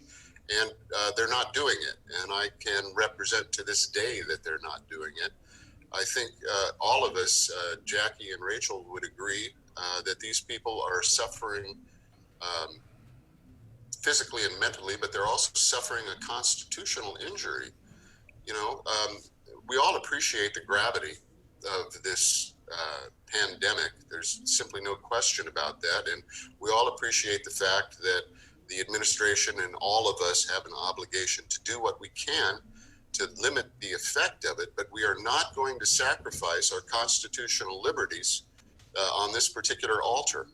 We can't start cutting away at these liberties and expect to preserve them into the future. This is particularly true, for attorneys. We have an oath to protect the Constitution of the United States and the laws of Guam, and we are not going to just lay down and watch these particular liberties melt away because we're frightened. We're worried about the extent of the pandemic. Rachel? Good morning, Chris and Sabrina. Yes, and I have filed a petition on behalf of Janella Cruz, which will be heard this afternoon. And in Ms. Cruz's case, the same thing, it's a resounding concern that the government has deprived these individuals without due process. And the court was very clear in the EGROS decision that public health has done exactly that since sometime in April.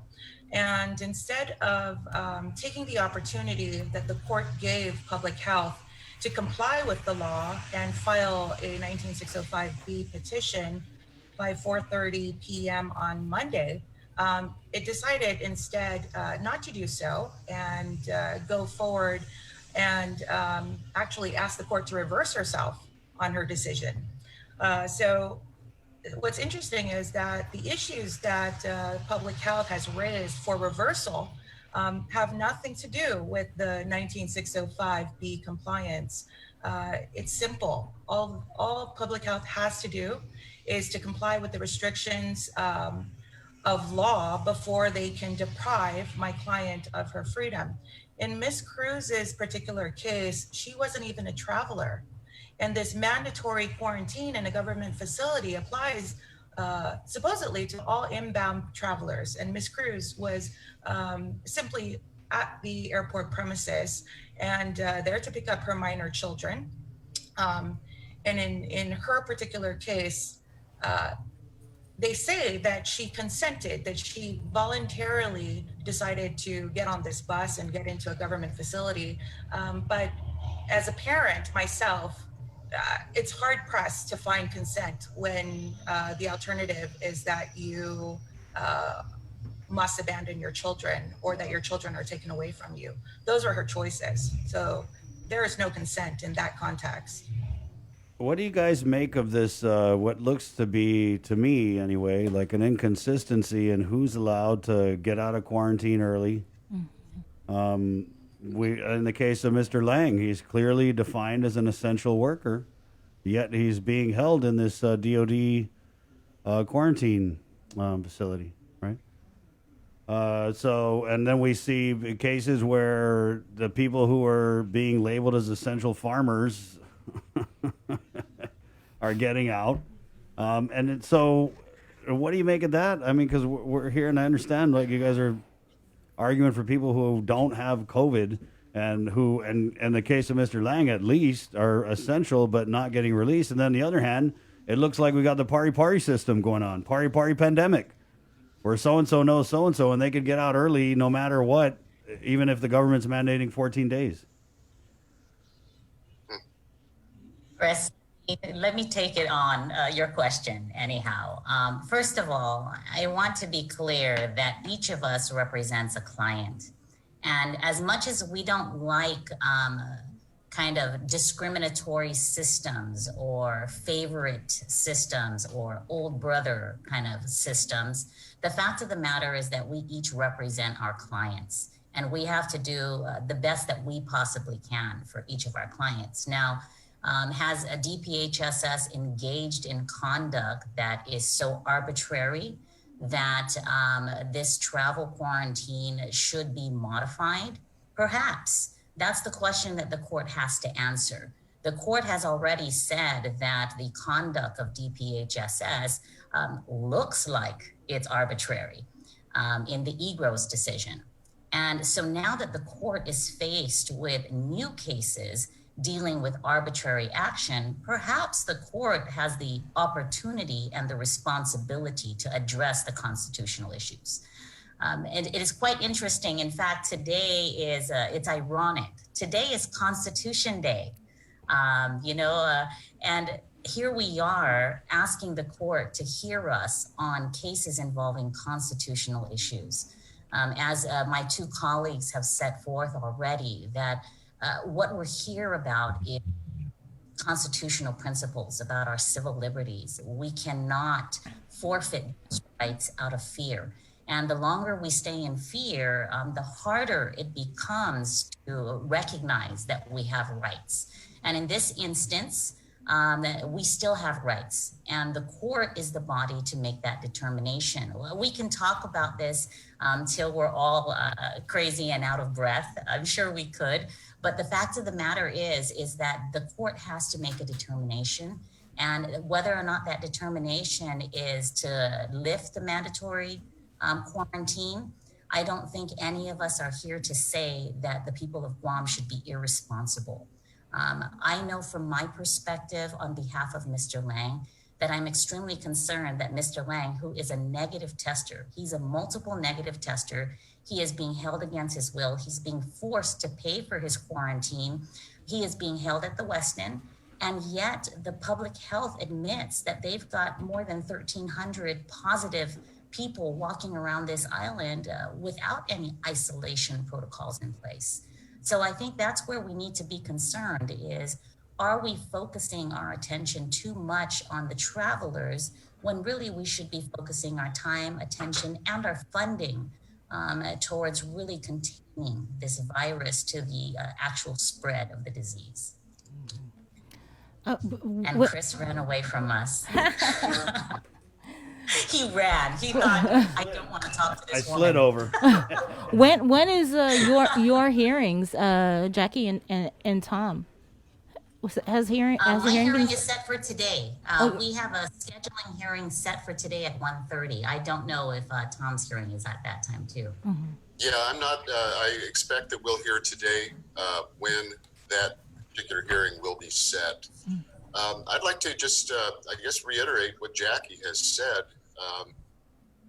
that we cannot sacrifice civil liberties in the face of this pandemic. It's, the lawyers just love to use this phrase, a slippery slope. Well, this one is extremely slippery. It's icy. If we allow ourselves to just give up civil liberty because we are afraid, well, it's hard to say where that's going to end. And what I think, Rachel Tamenyawa-Zuzu's case involving, and of course she'll speak to it, but the idea that the government takes a person who otherwise should not be in quarantine, loads them into a bus, and then puts them in quarantine is alarming. You get this idea of minivans going around the streets at night, just picking people up. It's just, it's an outrage. And, I'd let Rachel speak more to that, but just not as a lawyer, as a citizen, I find that particularly alarming. Right.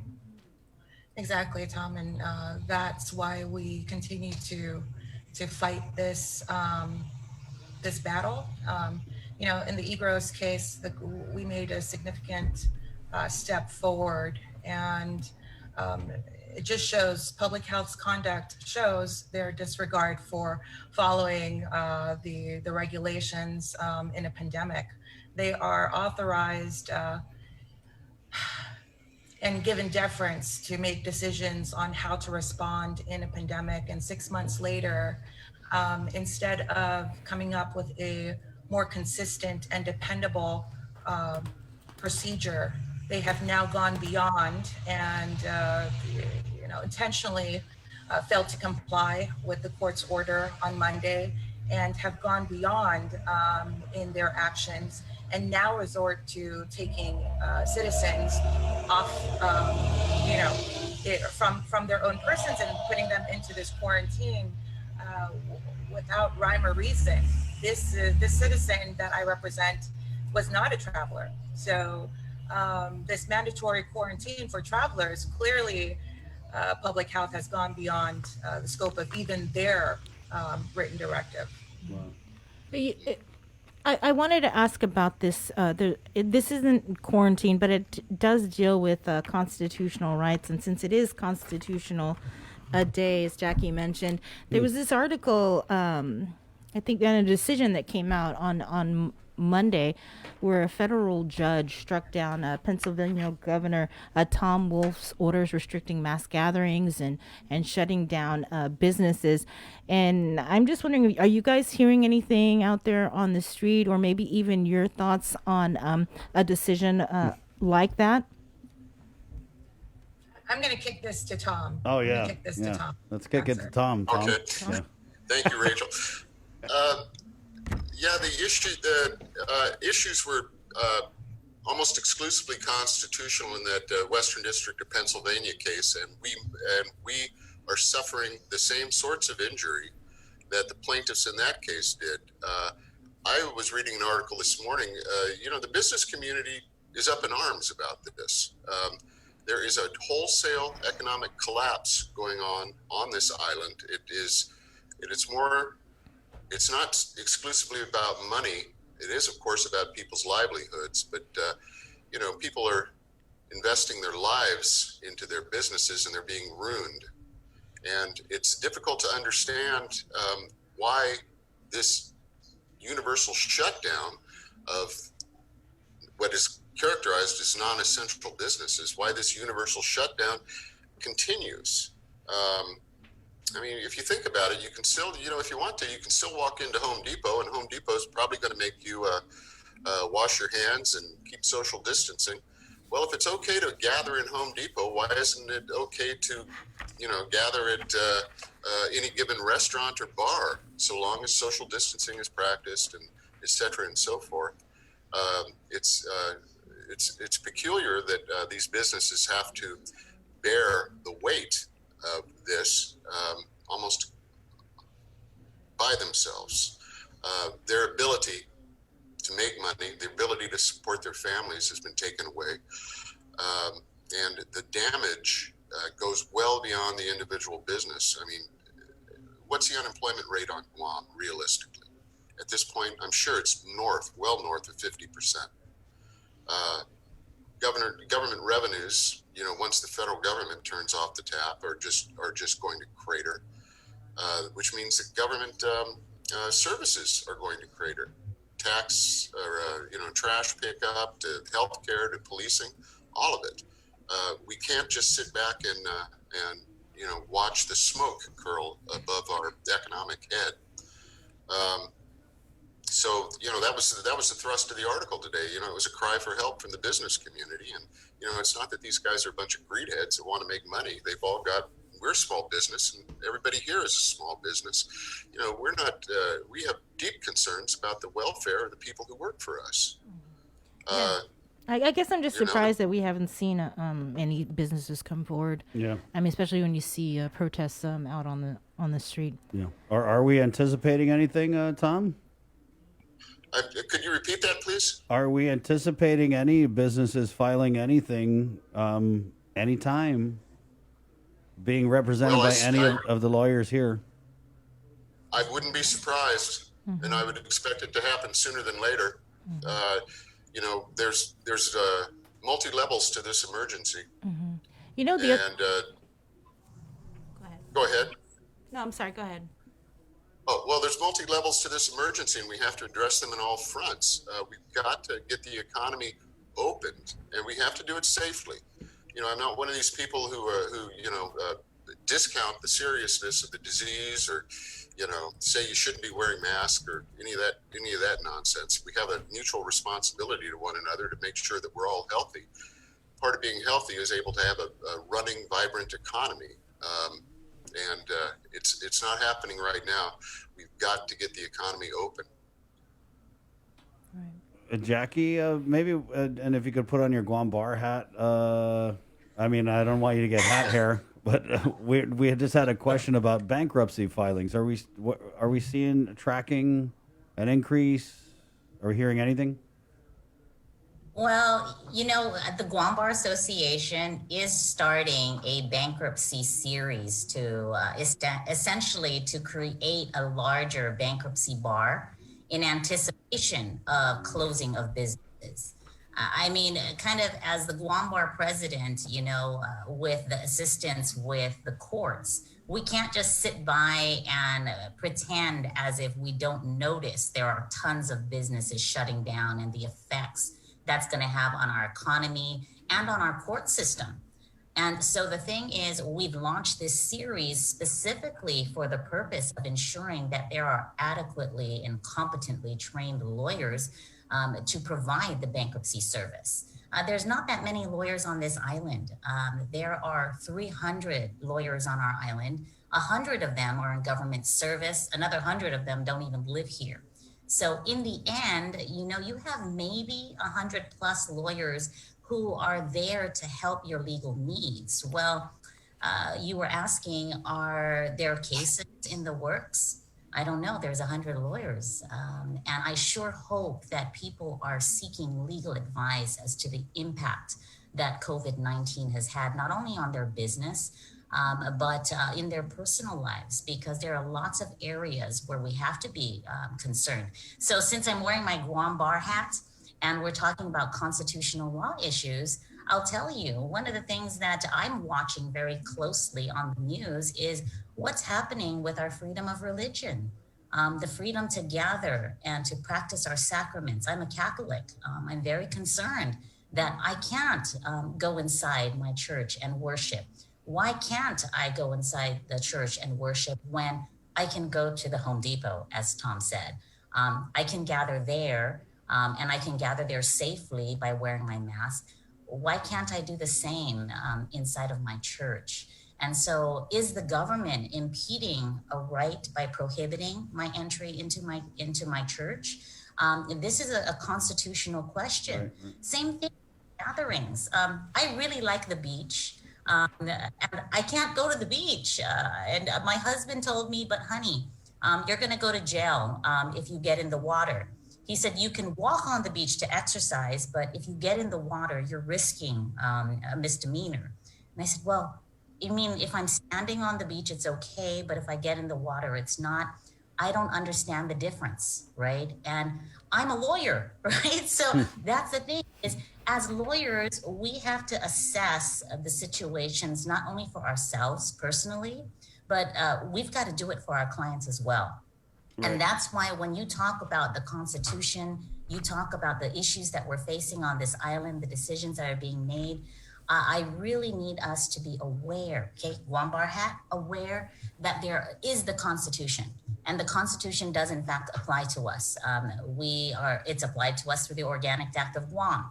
And so if you know the history of Guam, the Organic Act of Guam is the statutory basis in which we became citizens of the United States.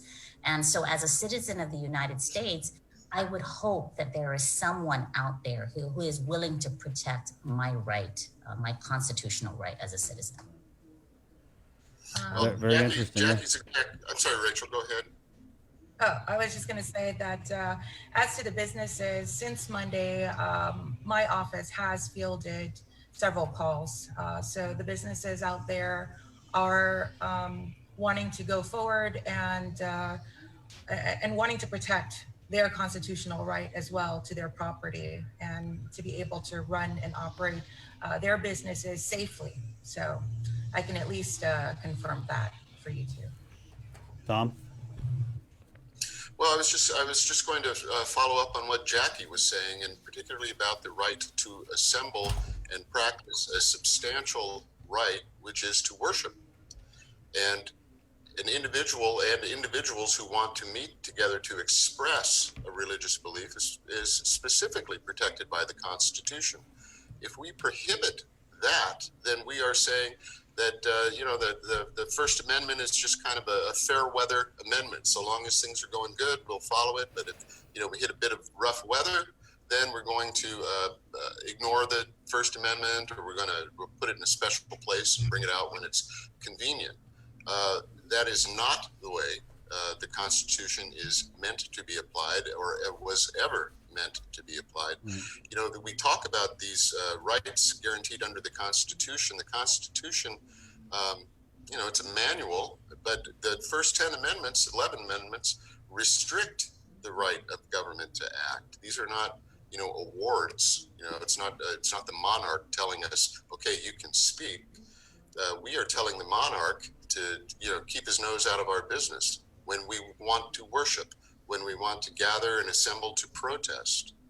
Those are fundamental rights, and if we cannot begin to sacrifice those just because we have a pandemic going on. Just riddle me this, guys. So, what do you say to those folks? God, and I don't think devil's advocate's the right term when we're talking about churches, but when we saw the churches kind of reopen, right, we heard from the priests that people still didn't want to come out. I'm not saying that makes it okay because, we flipped open the cathedral doors. Jackie Terlai is going to be the only one showing up for Mass. But, I mean, how do you kind of, because I get it. I get the constitutional rights. But at the same time, I think if we did, like, let's say someone took someone to court and it ruled in your favor and they said throw open the church doors, I'm not convinced that we would see the flock gathering at the church because of the public health concerns. It doesn't matter whether 1 or 1,000 come in. If one person wants to come into that church, that is sufficient. It doesn't matter the number. If no one wants to come in, it doesn't matter. So long as that right is respected. So, I mean, the observation that, a priest says, well, we opened the doors and nobody came in, I'm not sure that is really relevant to the preservation of that liberty. Right on. All right. Jackie, so when are we going to get you on about this bankruptcy stuff? You know what? Yes, I will be happy to get on to talk about the bankruptcy issues. Okay, I know you've been hounding me, but we're working. While we're in PCOR 1, we are still trying to make sure, as the Guam Bar, that we're having sufficient continuing legal educations for our attorneys, so that our attorneys can take advantage of this time via Zoom as well. Right. So you'll hear from us. That bankruptcy proceeding starts next week. It's on the 24th, and our attorneys who want to register now can register on our website, which is fantastic. The next series, we intend to open it up to businesses and to creditors as well, so that they can also learn about the impact of bankruptcies in our jurisdiction. So we're not just confining it also to lawyer education. We also intend to do a public outreach education as well. Nice. If I could just butt in here quickly. Jackie's talking about this essentially continuing legal education. Both Jackie, Rachel, and myself, when we file these petitions on behalf of these people who are essentially imprisoned in the West End or, whatever hotel they are in, these people are actually charged, I think, $300+ to file a petition to get out. So they have to pay. These people are, by and large, they don't have deep pockets, or maybe they do. It doesn't matter. So I'm wondering whether or not the Superior Court of Guam might weigh in on this and waive the fees that they ordinarily require an individual to pay just to get in front of a judge. You got the government coming in and throwing you in prison, and then you want to get out, and they're going to charge you money to try and get out. It seems... It's like bail. Right. Well, yeah. But I mean, it's no guarantee you're getting out, though. Sorry. So maybe we can... I want to jump in here on that note as well, because the government, in its motion for reconsideration, is asking the court to reverse herself on the award of attorney's fees and costs. Under the emergency statute, public health, the government is responsible for the payment of a person's attorney and for the cost of going before the court to ask for release. This is just another supporting factor that public health is intentionally trying to keep these individuals away from exercising their right, depriving them continuously, not only of their freedom of movement, but also their freedom to their right to counsel and their right to a hearing, their right to go before the court. These people are travelers, and so you all know how much it costs just to travel off island and to come back. And now to say, on top of that, you have to go out and retain your private counsel as well. You have to pay $300 before you get before a court. Even when the statute requires public health, the government, to pay for these expenses. Now the government is saying, no, we don't want to pay for it. If you get your own counsel, then why should we pay for this? Why? Because the court requires it. And if you don't give these individuals their notice and you don't inform them of these rights, they're never going to be able to go before the court. And I suspect that that's a major factor in why some people just ride out this 14-day imprisonment. So then maybe you could Chris, a question that has occurred to me, right, is we have statutory authority that says DPHSS is to provide the attorney and pay for the costs. We also have statutory authority that says the Attorney General is responsible for ensuring that the government acts in accordance with our laws. Well, I don't know, a question that occurred to me is, perhaps I should call Mr. Camacho and ask him, why is it that his office isn't representing these individuals? Why is it they're having to retain private counsel for this? Shouldn't DPHSS have their own private counsel to represent them in terms of this type of question, where there's an allegation that the government has imprisoned individuals unlawfully? So, I mean, these are important questions, and somebody should ask them, and, which is why I'm throwing the question out. And then, well, guess Chris, what? Guess who just asked to jump on the show tomorrow? Well, yep, Attorney General Levin Camacho, so we will ask him. And you took it primo, I said hi, okay? Right. Hey, Prim, what's up, Prim? This brings me back to the quarantine, not quarantine, but quarantine. It was contracts. Right. Yeah. And who's representing who, but right on. A whole nother So the show. remedy, I guess, if you guys would the remedy be returning residents? Because it does seem to be the thread here is that we're talking about returning residents coming into the island with negative COVID tests. Just let them go home. Yeah, I think we've got responsible citizens of Guam. Mr. Lang wants to go home. I mean, he is a tax-paying resident of this island. He has a home, and he's being charged. Why is he paying the Westin? Who authorized the Westin to charge this man when everybody else who is staying at the Dusitani is getting free service there for their mandatory imprisonment? So the fact of the matter is that there seems to be a different treatment that's going on, and that's what our laws don't support. Our laws say when we apply a rule, the rule has got to be applied evenly. And in Mr. Lang's situation, he's been treated so differently, and the question is why? What makes Mr. Lang so different? And that's the reason why we have brought the issue to the court. Same thing with Ms. Azuzu and Ms. Cruz. Why is Ms. Cruz so different? Why was she dragged into court or into mandatory imprisonment, which required her to go to court? And so the thing is, as citizens of this island, we want to know what the rules are. And, what we're doing here is ensuring that the government is acting within the authority granted to them. I think the Supreme Court has used the word unfettered authority, right? Simply, a pandemic does not give the government unfettered authority to trample on constitutional rights. That's the bottom line. Thank you. Tom, maybe I'll check in with you later this afternoon to find out how sooner than later is.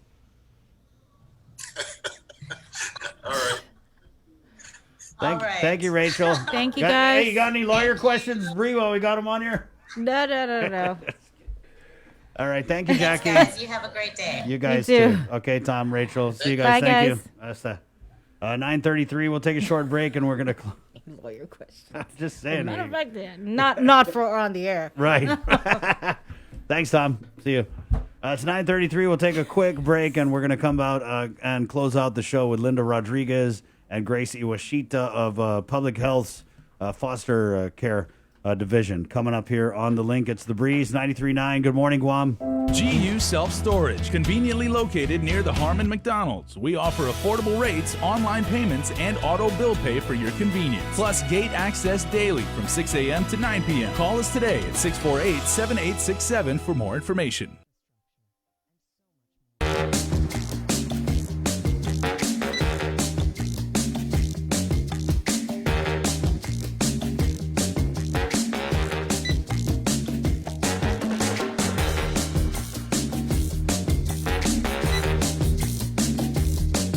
Your life moves quickly, so you need a card that keeps up with you. Tap and go with our contactless debit cards. Just open a checking account at First Hawaiian Bank. We have the power to improve the schools our kids learn in, the roads we drive on, the healthcare we receive, and the opportunities for more jobs. By responding to the 2020 census of Guam, we can uplift future generations by providing them with the resources they need to grow as a community. Together, we can make a difference. Respond today. These are some of the signs that someone is thinking about suicide. Talking about wanting to die, excessive guilt or shame, and feeling like a burden to others. Feeling empty, hopeless, trapped, or having no reason to live. Feeling extremely sad, anxious, agitated, or full of rage with unbearable emotional or physical pain. Other signs include changing behavior, such as making a plan or researching ways to die, withdrawing from friends or saying goodbye, giving away important items or making a will, taking dangerous risks such as driving extremely fast, displaying extreme mood swings, eating or sleeping more or less, and using drugs or alcohol more often.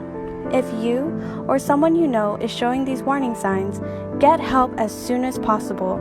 Call Guam Behavioral Health and Wellness Center's crisis hotline at 647-8833 or 4.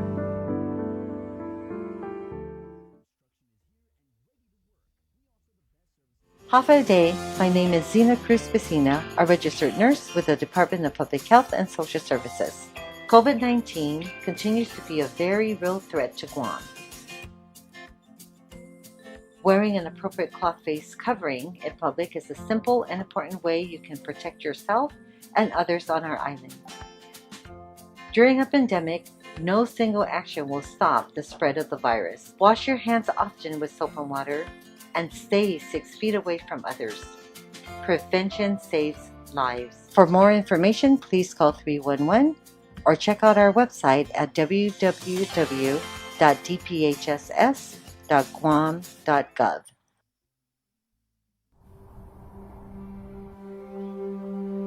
When the world feels stuck at home, there are people who would love nothing more than to have a home. Disasters don't stop during a pandemic. Together, we continue to give help and hope to those in need. Help now at redcross.org.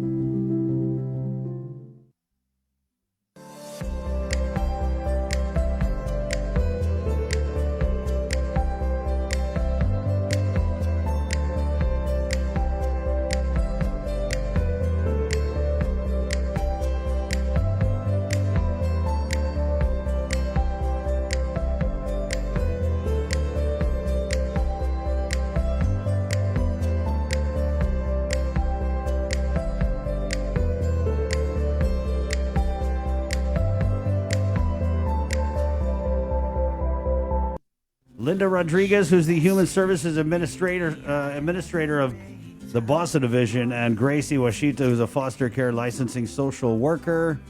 Good morning, ladies. Good morning. Well, we wanted to bring you on because I just heard anecdotally talking to a friend about how your division was trying to place foster kids during the PCOR 1 lockdown. So I don't know all the details, but right away I thought let's get them on and get an update on the situation with the foster care program. So if we could just start there, Linda, and then we'll ask some questions. Okay. Well, first of all, foster care falls under the Bureau of Social Services Administration. We're also known as BOSA. Right. And we're part of the Division of Public Welfare, of course, under Public Health. And Child Protective Services, also known as CPS, is one of the sections that falls underneath BOSA or within our bureau. So CPS sort of serves the entire population of Guam, including the military population. So we investigate all referrals on child abuse and neglect. So if we do get a report and we find out that children are in imminent danger, we exert temporary legal custody over them. And of course, we work with the courts on trying to get jurisdiction over them. And our foster children range from birth to 17 years of age. However, jurisdiction may be extended by the court up to age 21. So currently we have about 355 foster children under are temporary legal custody. And of the 355 children, there are about 258 foster children that are of Chamorro descent. Our next highest population would be our Chukis foster children, which is about 54, and then the next highest rate would be 24 Filipino children. The remaining children are like uh, from the other outer islands, basically. So we are always looking for foster parents who are willing and able to care for a child on a temporary basis. And I do want to emphasize it's only on a temporary basis, because we really try to work with parents on trying to reunify their children. A lot of parents have drug or alcohol issues, so it does take time for them to get into a program and to get assistance. And of course, there's always like some of them that might relapse. So these children need to continue to remain under our custody and remain in foster homes. So we have a very large teen population, which consists right now about 116 adolescents. Many of them have gone through our sanctuary co-ed shelter. Some of them have been placed in foster homes, but this is the group that is really hard to place. Younger children are more easier to place in foster homes than the teenagers. So it's kind of sad though, like if they are in sanctuary and they do sort of act out, and if we don't have foster homes, what usually happens is that they end up in DYA. And that's like a correctional facility. So it's not really appropriate for these children to be in that kind of facility, because they really need a home that's going to provide them love and support and some sort of stability. When we exert custody over children, we have found recently that we also have been exerting children that come from large family groups. So we have had difficulties placing children together, and our preference is to try and always keep children together, especially when we remove them from the home, because it's really a traumatic experience. But if we do place them in a foster home, we try to put them together, and or at least try to maintain them in close proximity to each other. And of course, we try to encourage visitations between the children. Unfortunately, with the pandemic going on right now, we can't really do that, especially since we are now in PCOR 1. Right. So a lot of the contact is done through phone calls or virtual, Zoom calls, but it's not really ideal. Ideal, yes, for the children or even for the parents, because it's difficult sometimes to talk through a screen. So a lot of parents miss their children, and they really haven't seen them since March. And we try to accommodate them as much as possible. We try to set up Zoom calls with them, but it's not the same thing as seeing your child. It's really heartbreaking. It is. This So, whole thing is heartbreaking. Yeah. Can we just So jump right now, we have about. Well, I also want to emphasize that when we do exert custody over children, we try to place them first with relative placements, whether it's a grandma or an aunt or even a godmother. And right now we have about 172 children out of the 355 that are in relative placement. With foster parents, we have 41 licensed foster parents, but not all of them are active. We only have about actually 27 foster homes that have taking in our children, and that's only about 60 kids that are in licensed foster homes. The remaining children are either in group homes like Sanctuary or Ollie Shelter. They also might be in a non-relative placement. This is a placement where children aren't related to the people, but it might be somebody that they know, like a godparent or a distant aunt, or even a very close family friend. Let's see, what else could I tell you? 21, okay. Oh yes, and we do have some children that have been returned to their parents' custody. We were working on reunifying these children, but just because we return the children, it doesn't mean that we don't have legal custody over them. We still monitor the children in the home. And so there are about 21 parents right now that have physical custody over their children.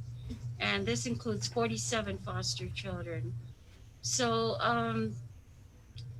right now, our office is closed to the public, but we still are receiving referrals. And if there is a child that is in imminent danger, we do still send out our crisis workers, and we do investigate those cases. We also have case managers that are here at the office that are also monitoring the children that we do have legal custody of.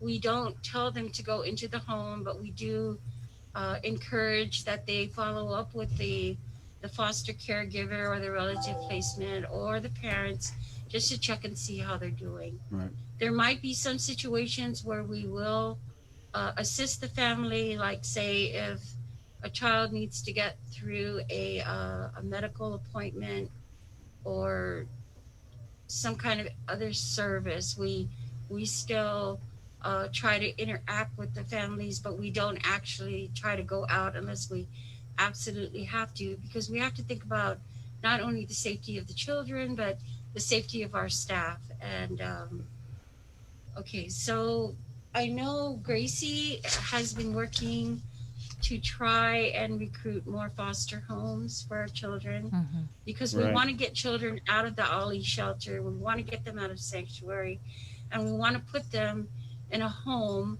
where they can actually have somebody to provide them love, support, and stability. So like I said, we're always looking out there for the community to come forward and volunteer to be a foster parent.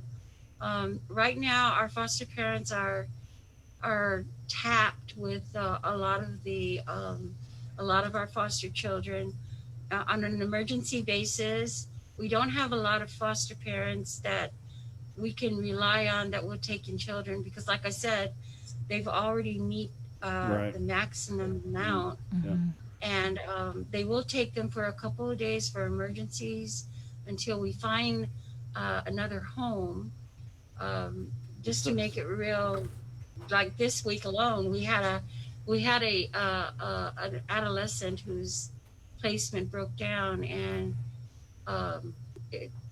it broke down on Monday, and we still haven't found a home for him. So we were able to find somebody to take him over the evening, but it's really difficult to find homes for teenagers. So with that said, we could I could ask Gracie to sort of explain to you what it is we're looking for. Right.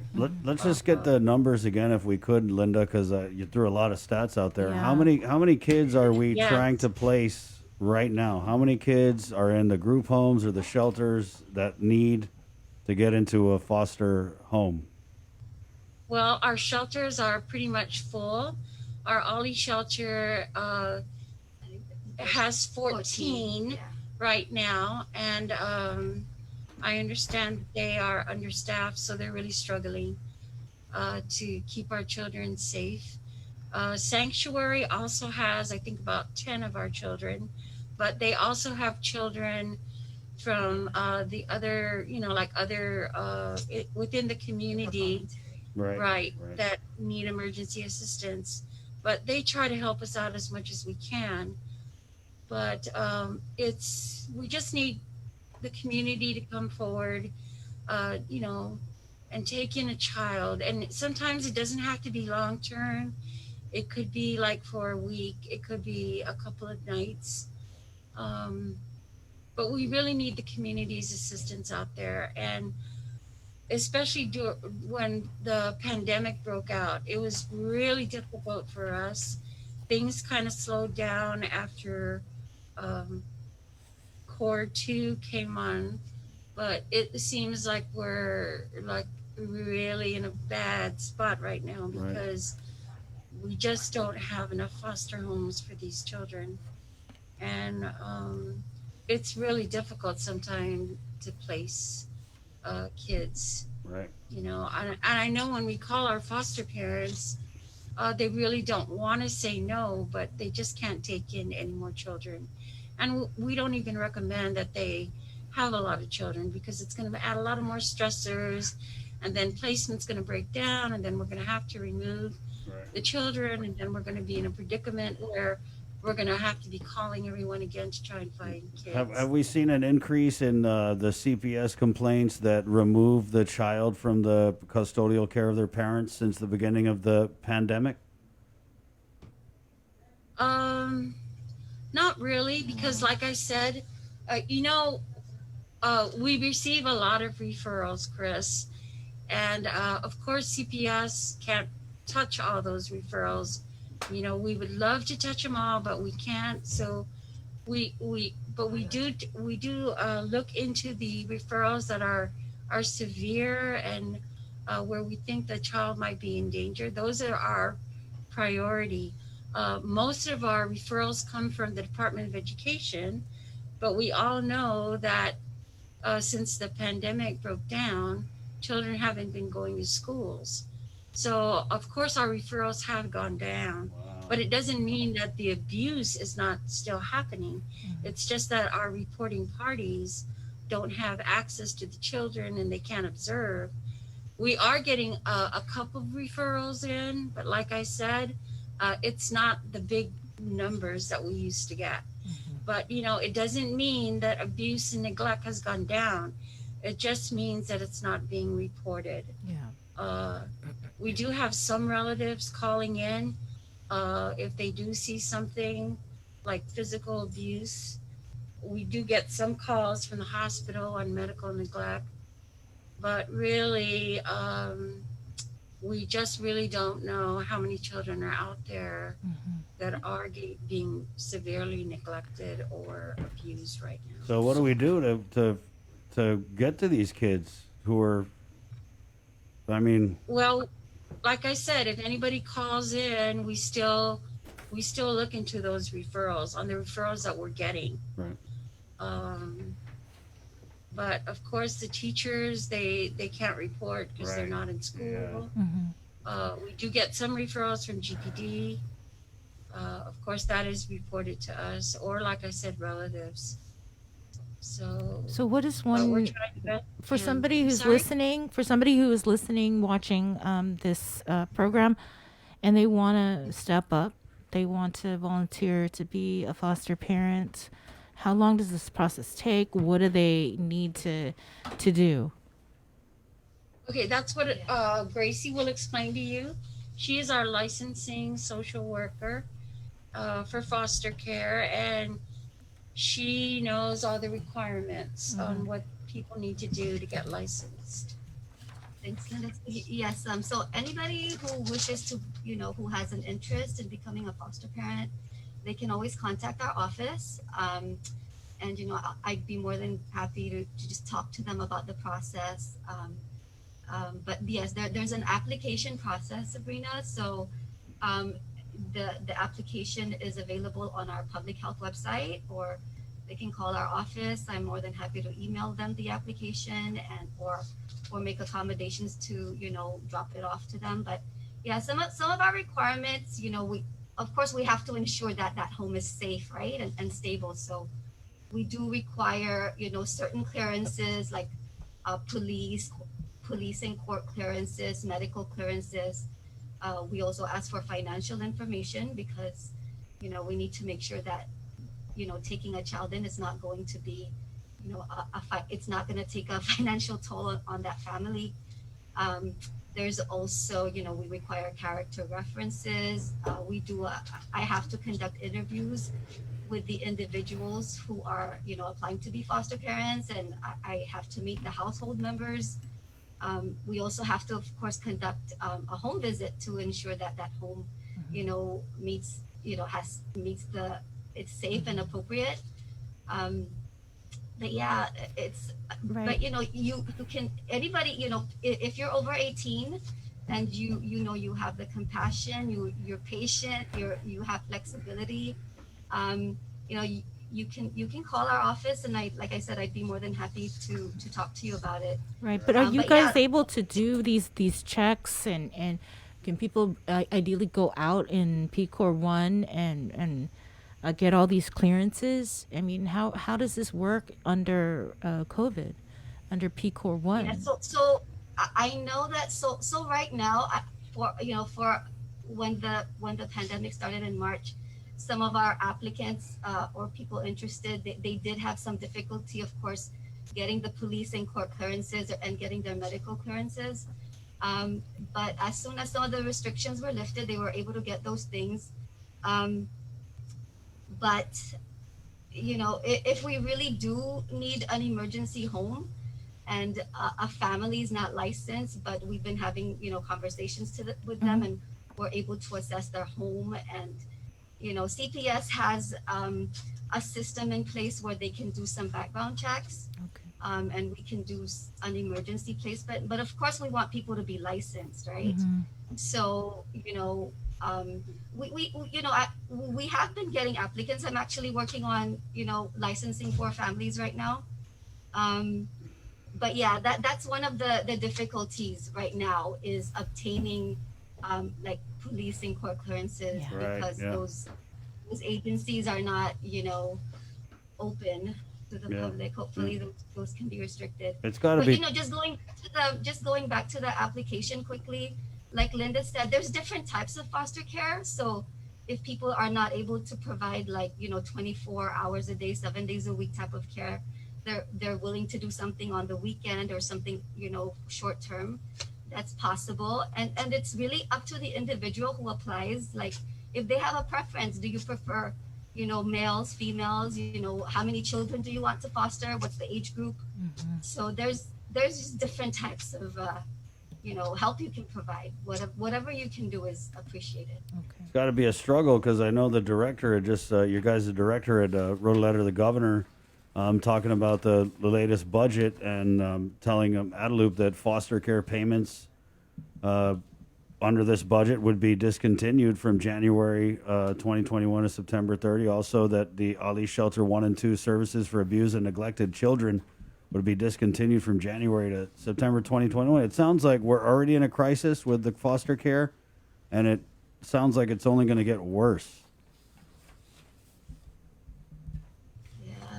Yes, that is a great concern.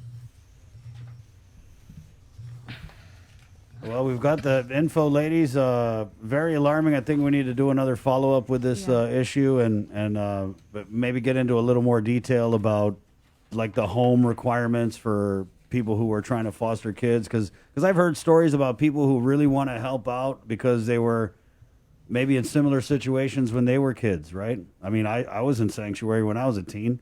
But for whatever reason, maybe they don't have a separate bathroom for a female foster child, or whatever the things are. So maybe we can get you guys on again, or maybe Linda, you can shoot me some extra info about that, and we'll get the word out. Okay? Absolutely. Yeah. In the meantime, but thank you guys for the work you're doing. It sounds like we need to do more work on it. Yeah. I mean, especially when you hear that the teachers, you're right, without school, we forget about this part of this pandemic is without school. A lot of times the teachers, the administrators, the aides, the people on the ground at the school level are the ones who see these kids and see the signs. And we heard, we had a similar conversation during the first lockdown about women who were locked down, staying at home with their abuser, and I can't believe that I didn't even think about the kids. And so this, it's really alarming, and we're going to do more on this. Yes. Yeah. So, so if anybody out there suspects abuse, they can always call our office. And it doesn't have to be, the allegations don't have to necessarily be, true. If they just suspect that there's a child that might be abused or neglected, please call our office. They don't have to give their name. They can remain anonymous, but we usually encourage people to give us their name and number so we can get more information if needed. Sometimes they won't even provide a name or an address. So of course we can't expect to go out there and investigate. That's why we do encourage people to at least give us a contact number so we can get additional information and look into the allegations. Thank you, Linda. Grace, thank you guys for the work that you do, and we hope you get the help you need to do it better. Yes. And thank you very much, Sabrina and Chris, for giving us this opportunity to reach out to the public and try to get more assistance for our foster children. We really appreciate it. Thank you very much. Right on. Okay, guys, Take care. Be Be safe. All right. Thank you. Okay. Bye. We're gonna go ahead and close the show out with. We'll just run through the COVID census, and again, the number 475-2653 or 2672 to get hold of the Boston Division of Public Health, where it sounds like a crisis to me, and I'm not really satisfied with the level of response that we're getting on this issue because of this PCOR 1 lockdown. It seems like that it should be more essential. All right, and word from Adelup and I guess public health that they're going to get cut more. Yeah. Yeah. And also, we just heard during our show the other saddening news that another person had died from COVID-19. This is the 30th individual to have passed away. A 72-year-old man who had underlying health conditions tested positive for COVID-19 upon arrival at the Guam Regional Medical City on September 15th, and then was transferred to GMH the following day. We heard from Lillian Pisadas, the administrator over at GMH, with the latest census for COVID patients at the hospital. There are 43, 19 of whom are on or receiving intense ICU level of care, and 10 of them are on ventilators. 47 new COVID infections as of yesterday, and that was out of 522 samples that were ran through various labs on island. Right, and then again, the big news this morning, Adelup Press Secretary Crystal Paco San Agustin announcing that the PCOR 1 lockdown will continue for another week, going into effect tomorrow. However, retail non-essential businesses will be allowed to offer curbside services. Restaurants will continue to be allowed curbside services, and will also now be allowed the customers to come in and take the food out. Still no dine-in, and we'll keep you posted on if there's anything else in this extension that you guys need to know about. Yeah. We're not tracking a press conference today. Or tomorrow. So if we do hear about that, of course, we'll clue you guys in. Good job today, Bree. Good job. Yeah, kind of bummer. Really just